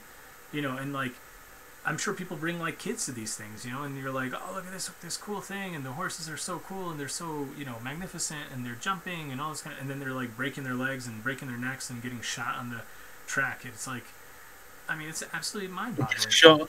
They shoot them there and then. I know that's what they said, but some of them, yeah. I mean, some of them get euthanized right on the track. They put up a little blinder, like a little fence around the thing. They shoot the horse and then they just drag it off. Oh, look, Timmy, here's your horse. Oh, no, he's fell. Oh, no. Well, look, so don't look to... Yeah. You have to hide your kids' eyes from it. It's absolutely insane. Like, I don't know, it's completely nuts. And then this is another horse story. I've covered, some of this before with the wild horses in the U.S. and how they're treated and how farmers, get to graze their livestock animals on public lands managed by the BLM, the Bureau of Land Management, basically for free almost, or like basically like a tenth of the price of the going rate. And in order to have that many, livestock animals, they actually have to limit the number of wild horses that can be on the land because they compete for the grazing. And yeah, they're often, you know, killed, they're sterilized, they're rounded up, they're sold for meat. A lot of the horse meat for European markets comes from the U.S. So it's absolutely insane. Like, you can buy horse meat here, like in Hungary as well, and I'm sure some of it is probably coming from there. And this story was actually a kind of minor success. There was a initiative to put a specific, this was in New Mexico, they were going to put a specific area of land where the horses were going to be put under the management of the, what the heck was the name of the group? Livestock Board. That was the name of the group. So the Livestock Board was going to be kind of in charge of the horses' fates, and they were going to be given like direct permission, I guess, to like call the horses and do what they wanted with them. And thankfully it was a lot of local, you know, citizen efforts and like activists. They worked to put down the proposal, and now there's some chance that you know, the horses are going to be able to, you know, like stay on that land and not be called by the livestock board. But I just think, like, you know, just the very idea that you would put the wild horses to be under the command of you know, a livestock board where their sole purpose is to get, you know, the livestock, like the land for grazing and all this kind of stuff, and access. Like, it's literally putting the hens in, you know, underneath the fox, you know, like the fox is going to be guarding the hen house. It's like, how could people not see this as a conflict of interest? And thankfully enough people saw it that they you know, they defeated this measure. So yeah, it's like a bit of good news, but you always have to be on the lookout for this kind of thing. Like, it's an abuse, I think. Yeah. Okay, cool. Well, just imagine it from their eyes, like the horses just, they start living their lives, and then all of a sudden they get rounded up, and yeah, they were rounded like up often with helicopters and airplanes and stuff too, so it's very stressful for them. it's like a horror movie. Yep. We are. I don't want to get into that, but yeah, it's nasty. Yep. We talked a little bit before about how, you know, you said like even imprisoning people is like really, you know, bad for them mentally and all this kind of stuff. But this is basically talking about the mental impact of people working in slaughterhouses, and this is just another, you know, study. This is not recent, so this is from 2013, but I just wanted to share it. You know, this is just like one of the many reasons why, you know, vegans should be opposed to all forms of animal exploitation, but especially, of course, like slaughterhouses. The people themselves are, you know, facing all sorts of things like the post-traumatic stress disorders and all this kind of stuff. And this study talked specifically about anger impulses and, you know, all this kind of stuff, like violence towards people as well. And what they found was that, I think they said that women who work in slaughterhouses are actually, they have the highest aggression levels. They're even worse than the males. And then they also said here, she found that meat workers' aggression levels were so high, they're similar to the scores for incarcerated populations. So this is exactly what you were talking about before, Vohan. Well, I'm not surprised. Like, violent people are attracted to this. Maybe there's people there who have fantasies about killing people, or maybe this is their fantasy, but nevertheless it's a violent thing to do.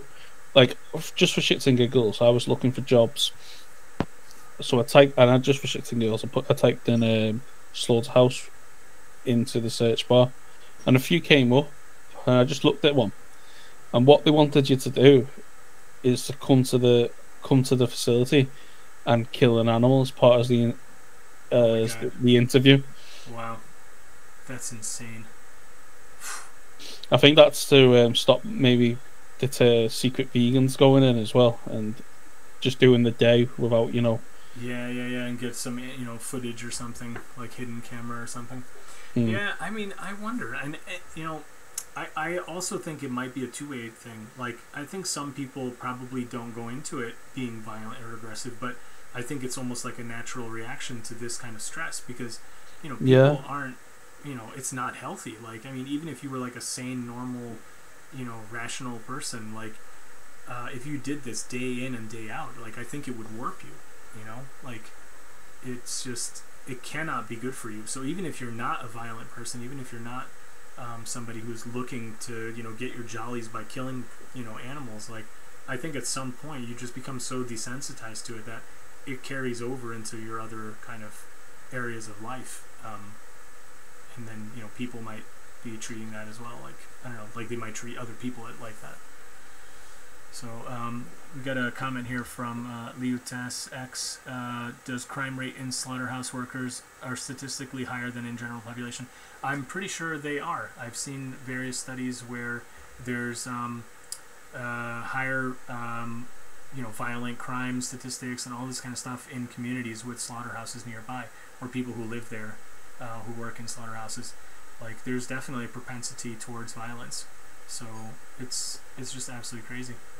And yeah, the thing that you said, Vohan, that's really disturbing, that they want you to kill an animal as part of the job interview. Like, I wonder, do they do a thorough background to even find out if the person's even licensed or gone through some kind of thing? Because I think you do need some kind of qualification to quote unquote kill animals the right way. Like. Oh, I don't know. It's probably like a week's training or something. Yeah, I wonder if they even do that. I don't even think there is anything like that, to be honest. Wow. For example, a lot of migrants are given jobs because no one else wants to do these jobs. Yeah. Usually, slaughterhouse working is like #1 employment for people fleeing wars or even economic migrants. If they come to the country and got a job, they're just like, right, okay, we've got a job for you. Yeah. And then they're the ones that have to do it. Yeah. Jordan wrote that, they get PTSD, and I heard data of more likely to commit crime too, but maybe that's why they were more inclined to be a slaughterhouse worker in the first place rather than vice versa, perhaps both. And that's kind of what you were saying too. Like, I'm sure there are some sick people that probably go into it because they would enjoy it. But I think it's probably a two-way street. Like, I think it's both. I think it's probably like a feedback loop kind of thing. Like, even if somebody's normal, you're like, reinforcing that kind of like desensitization day in, day out. And I just can't help but think that wears people down after a while, even if they're quote unquote normal going in. Yeah. I agree. Shall we respond to this comment by I can't even say his name, Joel's the Fleckerska? Leftist, vegan, liberals, get the next government and their GND, your freedom, your constitution, your rights will all be gone. Hunting will be illegal and the police kick your doors down. As much as I would actually be thrilled to have, hunting be illegal, I don't even think it would happen. I have very little faith actually in political processes. Like, my big thing as a vegan activist is I would want to convince people to just not do it. I would want to debate people and inform people and educate people so that they wouldn't do it themselves. I don't know, Vohan, we talked about this earlier in the stream about kind of like tactics and activism, routes, but like I'm kind of with you. It's like I try to be the polite, nice, rational, logical kind of like argument, and I want people to decide for themselves. Like, I don't think it would work to be like an authoritarian, kind of response, like a heavy-handed thing, like you can't eat animals, and we'll put you in jail if you do or whatever. Like, I don't think it would work. I think it would kind of make a black market for things. I think it would drive things even a worse direction. Like maybe slaughterhouses would be even less regulated, even more kind of scary, even more bad places than they already are. Like, yeah, that's true. I do think it probably would create a black market. I'm with you there. I think if we convince people of the morals, then everything will trickle down from there. It's when you force people to do things. Yeah. It's not going to have the same effect. For example, you wouldn't have to force.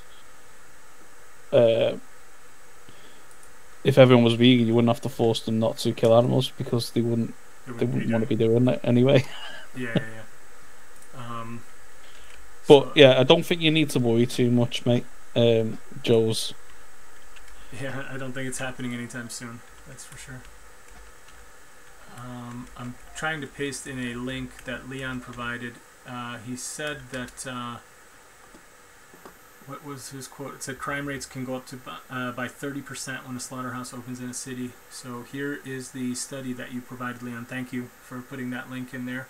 I'll include this in the comments as well. So yeah, definitely check this out. I haven't seen this, but I mean I've probably read similar stuff, and it's definitely legit. Like, it messes people up for sure. Let's go back. Where were we? Oh man, we still got a lot to go through. Okay, try to speed up a little bit here. Prescribing fruits and veggies would save $100 billion in medical costs. This was researched by Tufts University. They said that there's a good case, like economically or financially, to subsidize fruits and veggies. You could prevent millions of cases of chronic disease and thereby save, tons and tons of money. They're saying that 70% of the diseases in the U.S. are chronic and lifestyle driven, and it's really expensive. 86% of annual healthcare costs are driven by chronic disease. So they say, in the past 50 years, healthcare has tripled. The expenditure for healthcare has tripled from 5% of the gross domestic product to 17.9%. It's absolutely crazy. If you think that, we're spending almost 18% of the GDP in the U.S. on chronic diseases, that's absolutely mind-boggling.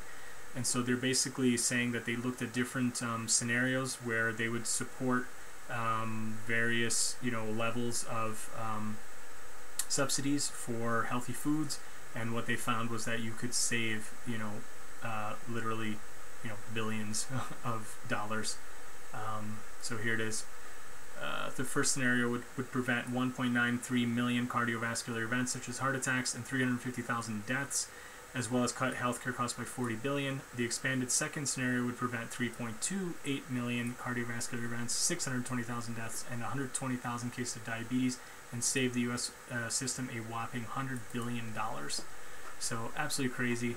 Definitely the power plants. I think just whole food plant-based, that's the way to go. This one is Wu-Tang Clan. As I told you guys before, they got a street named after them in New York recently. This guy is Wu-Tang Clan, the rap group. Yeah. A lot of the members are vegan. Oh, really? Yeah. So clever lads, that's why. Nice. So yeah, this guy, the Genius, aka GZA, the Genius. He basically put out a video explaining how unhealthy food choices are passed down from family to family, and a lot of what, unfortunately,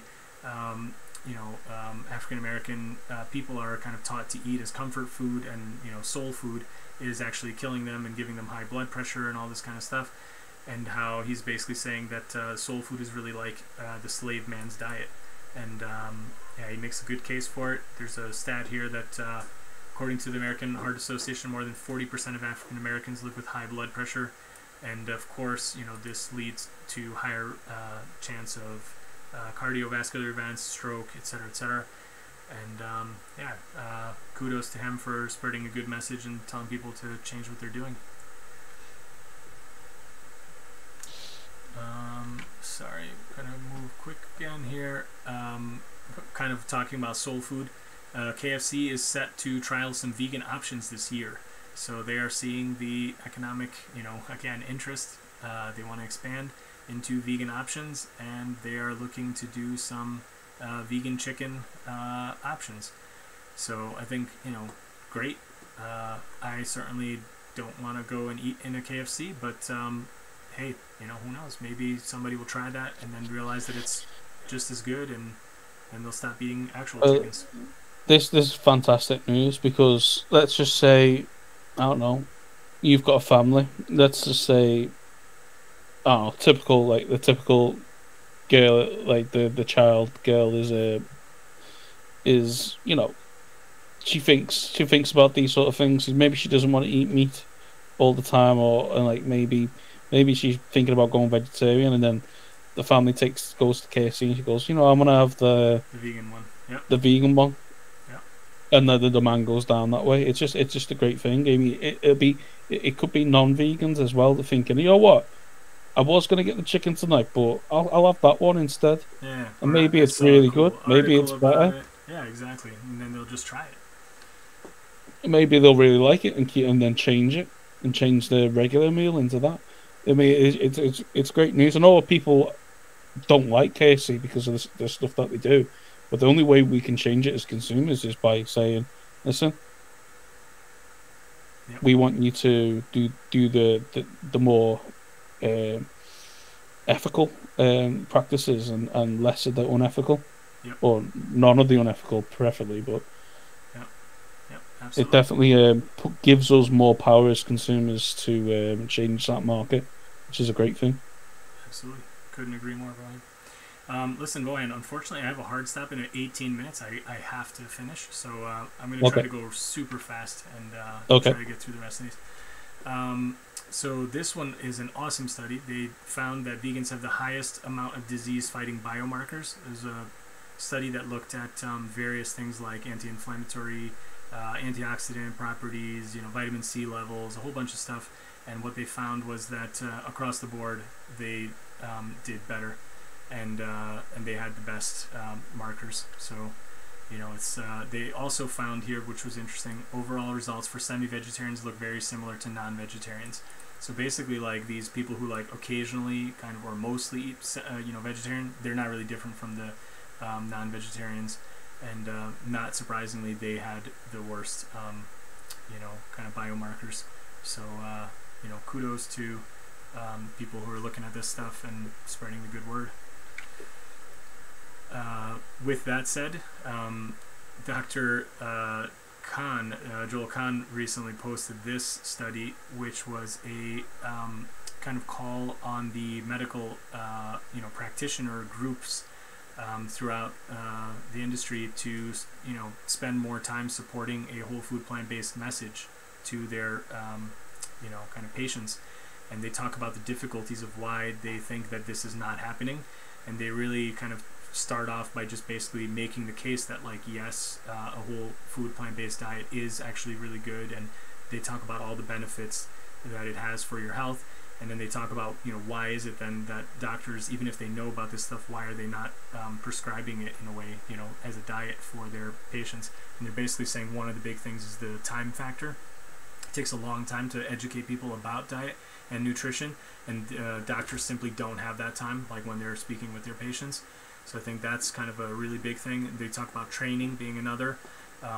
People themselves aren't trained on the nutrition, so they just simply don't know, and they don't understand how to interpret these studies and the findings.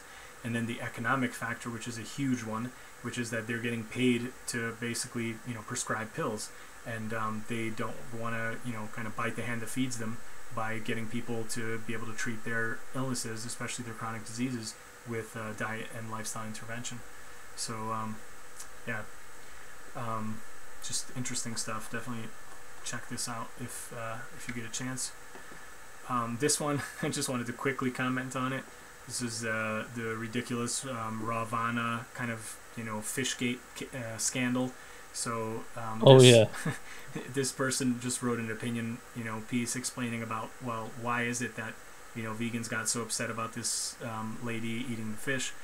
I kind of think she sort of gets it, but in some ways I don't think they really understood. The person writing this article, they didn't really understand kind of the true nature of the problem. I mean, I think even some people who weren't vegans necessarily would understand that the fact is that she lied about being on a vegan diet when she wasn't, and pushing it and promoting it and making money off of selling people diet plans. I think that alone, whether you're vegan or not, that should be enough to be like, well, she's really unethical. Like, it's not even a question of like, oh, she ate the fish, like she's unethical because of that. Like, she directly kept lying to people and kept pushing her diet plans when she herself wasn't, doing it. So it's almost like independent of the fact that she was no longer vegan. I mean, that's true. I agree with that. What made me laugh when I read this before was when she was caught doing it by another like live streamer or whatever vlogger. Yeah. and she said she felt terrible. She felt like someone had died, and then the person who writes it goes, "Well, someone did die, mate. It was the bloody fish." Yeah, that's right. This is it right here. Well, mate, someone did die the fish. That's why the vegans were angry. So she sort of gets it. I think you know, like, kudos to this Arwa Madawi. Like, she does sort of get it, but like at the end it's just sort of like, yeah, but you know, people just do whatever, and it's hard, and I don't know, and like, I don't know, her thing was kind of wishy-washy. Like, I'm not sure she really understood that, like, part of the thing that made this even worse than normal is the fact that she was making money off of selling her lie. Like, that's, I don't know, that's pretty bad. But anyway, this person, kudos. This guy was a actual butcher, like in the meat industry for many years. I don't know, like 15 plus years. And his wife went vegan, and then for a while, like, you know, he kept cooking meats and stuff for his kids, and then eventually he saw Earthlings, and then he became a vegan as well. And he actually couldn't bring himself to tell people at his work, so I guess for a while he was still working but not consuming meat and animal products because he had gone vegan. And then eventually he gave his notice, and then now he's working at a vegan butcher shop, and he's come up with these kind of different you know, mock meats or whatever you want to call them, like sausages and all this kind of stuff. And he's recently won an award for one of his creations and all this kind of stuff. And so yeah, just good news there. Nice to see people. I think Earthlings is just such an awesome movie. I recommend everybody to see that. Yeah, it's what went me. Well, it's what tipped me over the edge to go vegan, I should say. Nice, that's awesome, Owen. I think that movie is just so powerful. Like, I mean, I know it's kind of old in the sense that, like, some of the footage and stuff isn't the newest, but I think just the whole thing, the way it's done, and it's just such a positive message overall. Like, I know it's really difficult viewing. I saw it after I was vegan already, but it definitely helped me kind of solidify my understanding of the ethical, you know, kind of reasoning behind veganism. Like, it was definitely helpful to me, even though I had already, you know, basically adopted a vegan diet by that point, and was even a kind of a vegan, I would say. But it really made me into an ethical vegan. So yeah, I think kudos to this guy too. This is just another really awesome list. This is a website blog entry where they posted about people who had been vegan for like a really long time. And I'm not going to go through it, but just they give examples of people who have been vegan over 40 years, and then it goes down from there. So, you know, people who had been vegan all their lives and all this kind of stuff. And then there's people who have been vegan for less time and whatever, but some people who have been vegan since birth or vegetarian since birth. So what you're telling me is this 5-year vegan and you're dead talk on the internet is not true. Whoa. Absolutely. So yes, you can be a successful anything, musician, you know, runner, athlete, you know, anything. And yeah, kudos to these people. So definitely check out through this list. There's some really good examples. Oh, I've covered her before. She's the lady who broke some record on the Muir Trail. Yeah, this is it. She ran 220 miles in record time. From Yosemite to Mount Whitney and back, 424 miles over the course of 12 days. She's done 100+ mile races. She's pretty awesome. So yeah, this is like a really cool list. Definitely check it out. These people have been vegan for a long, long time, and it's great. She's 52 as well, and she's a marathon runner. Yep.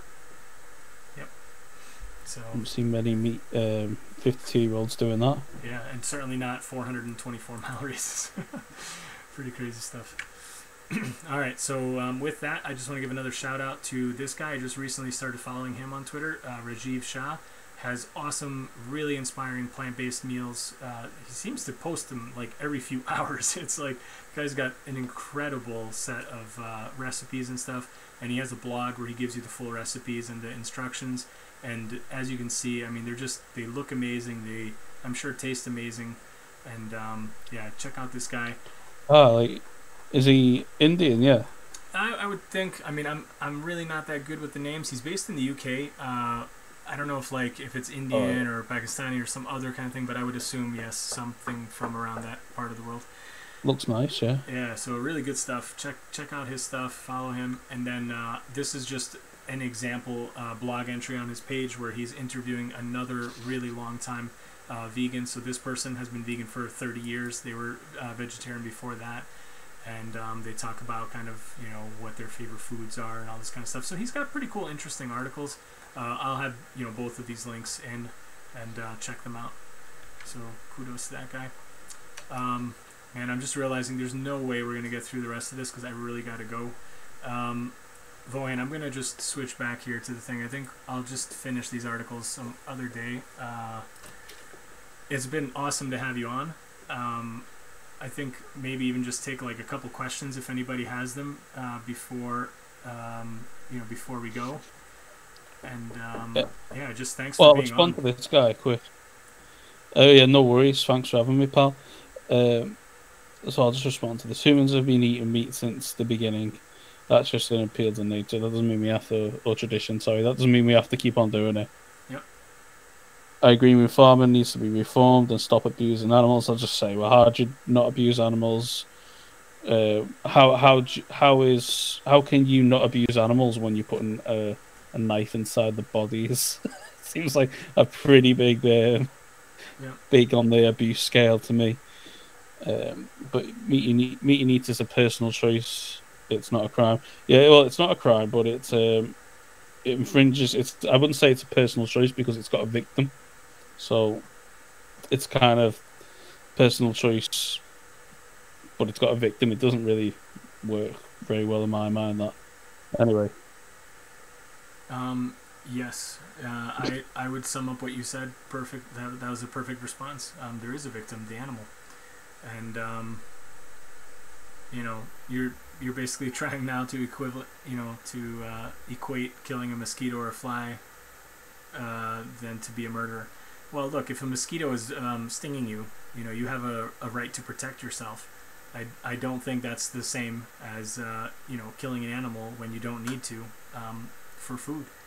So you can live perfectly well off of, you know, rice and beans and veggies and grains and fruits and you know, all sorts of other stuff that doesn't involve necessarily killing animals. And that's, yeah, a personal choice is what color jacket you want to wear. That's fine. That's your choice. Killing an animal, that's not your personal choice. Hey Jen, welcome. Yeah, you missed quite a bit. It's been fun. We have Vohan on, and I think just if anybody else wants to be on one of these with me, it was a lot more fun for me. So really, I appreciate you being on, Vohan. It's been really good. I might have babbled on too much. We didn't get through all the articles, did we? No, I never get through all of them. It seems like it's really hard, and then I have to run. We'll do another one. We'll do another one soon. No worries. To mosquitoes. Okay, seriously, come on, man. You can't believe that killing a mosquito when it's actually stinging you is just the same as like you stabbing a cow in the neck. Like, it's just not the same thing. You could say that to protect your own, you know, self, either from disease, like maybe the mosquito has some kind of, you know, malaria or something. Like, you're protecting yourself by slapping it. If you're just killing it for no reason, like just for fun, like that's obviously not vegan. But killing it because it's actually stinging you, like I think that's absolutely fine. Like, you're protecting yourself.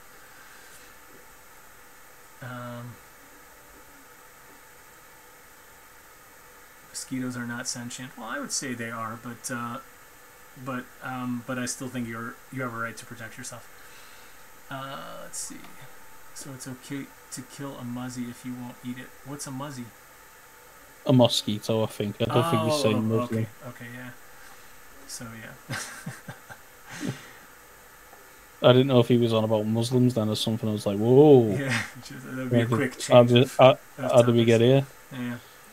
And now we're on to the abortion debate. I think Jordan summed up. Don't worry about it, Joes. Just subscribe and we can have this conversation another day. Yeah, exactly. Bugs are like robots, no subjective experience there. I don't know, and I would give them the benefit of the doubt anyway. And I certainly don't kill bugs for fun. I mean, I've killed bugs, and I have killed bugs even as a vegan, but I really, really try hard not to, and I try to put them outside and what have you. But like, if it's you know, if it's like a danger, like a mosquito or a bee or something that's gonna like sting me, or it's already stinging me, it's almost like it's not even a conscious reaction. It's like you know, you feel like a sting, you're gonna go like that and just kind of swat it, like without even really thinking about it. But I think this just, if that's your best argument, like, yeah, that's pretty weak, man.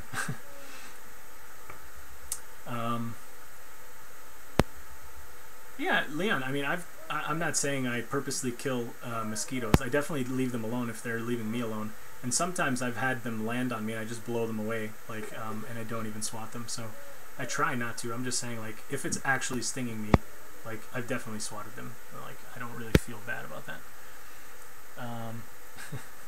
Yeah. All right, guys. I think we'll have to continue that later. I'm assuming you're Hungarian, József Kocsa. That's a Hungarian name, or it sounds like it anyway. I'm happy to have a debate or a discussion with you. Like, just get in touch with me. Send me an email. My email is on the About section of the channel, or just message me on Twitter, and happy to do it. And we can talk about this kind of stuff and anything else you might want to bring up. But yeah, that's it. I'm gonna have to say goodnight. Thanks everybody for being on. Sorry I didn't really read through all the comments. There was one comment that I missed earlier. Somebody asked me if I play the drums. I do play drums, but I'm not what I would really consider to be a good drummer. I'm mostly a guitar player, but I like playing drums just for fun, and I would say I'm a guitarist who plays drums for fun. I definitely missed other comments, so I'll try to read through them later, but thanks for being on, and Vohan, again, thanks for being on. It was super great. I had a lot of fun. No, thank you for having me. Cool. All right. Thanks, man. I'm going to end the stream here. Thanks, everybody. All right. See you, everyone. Bye.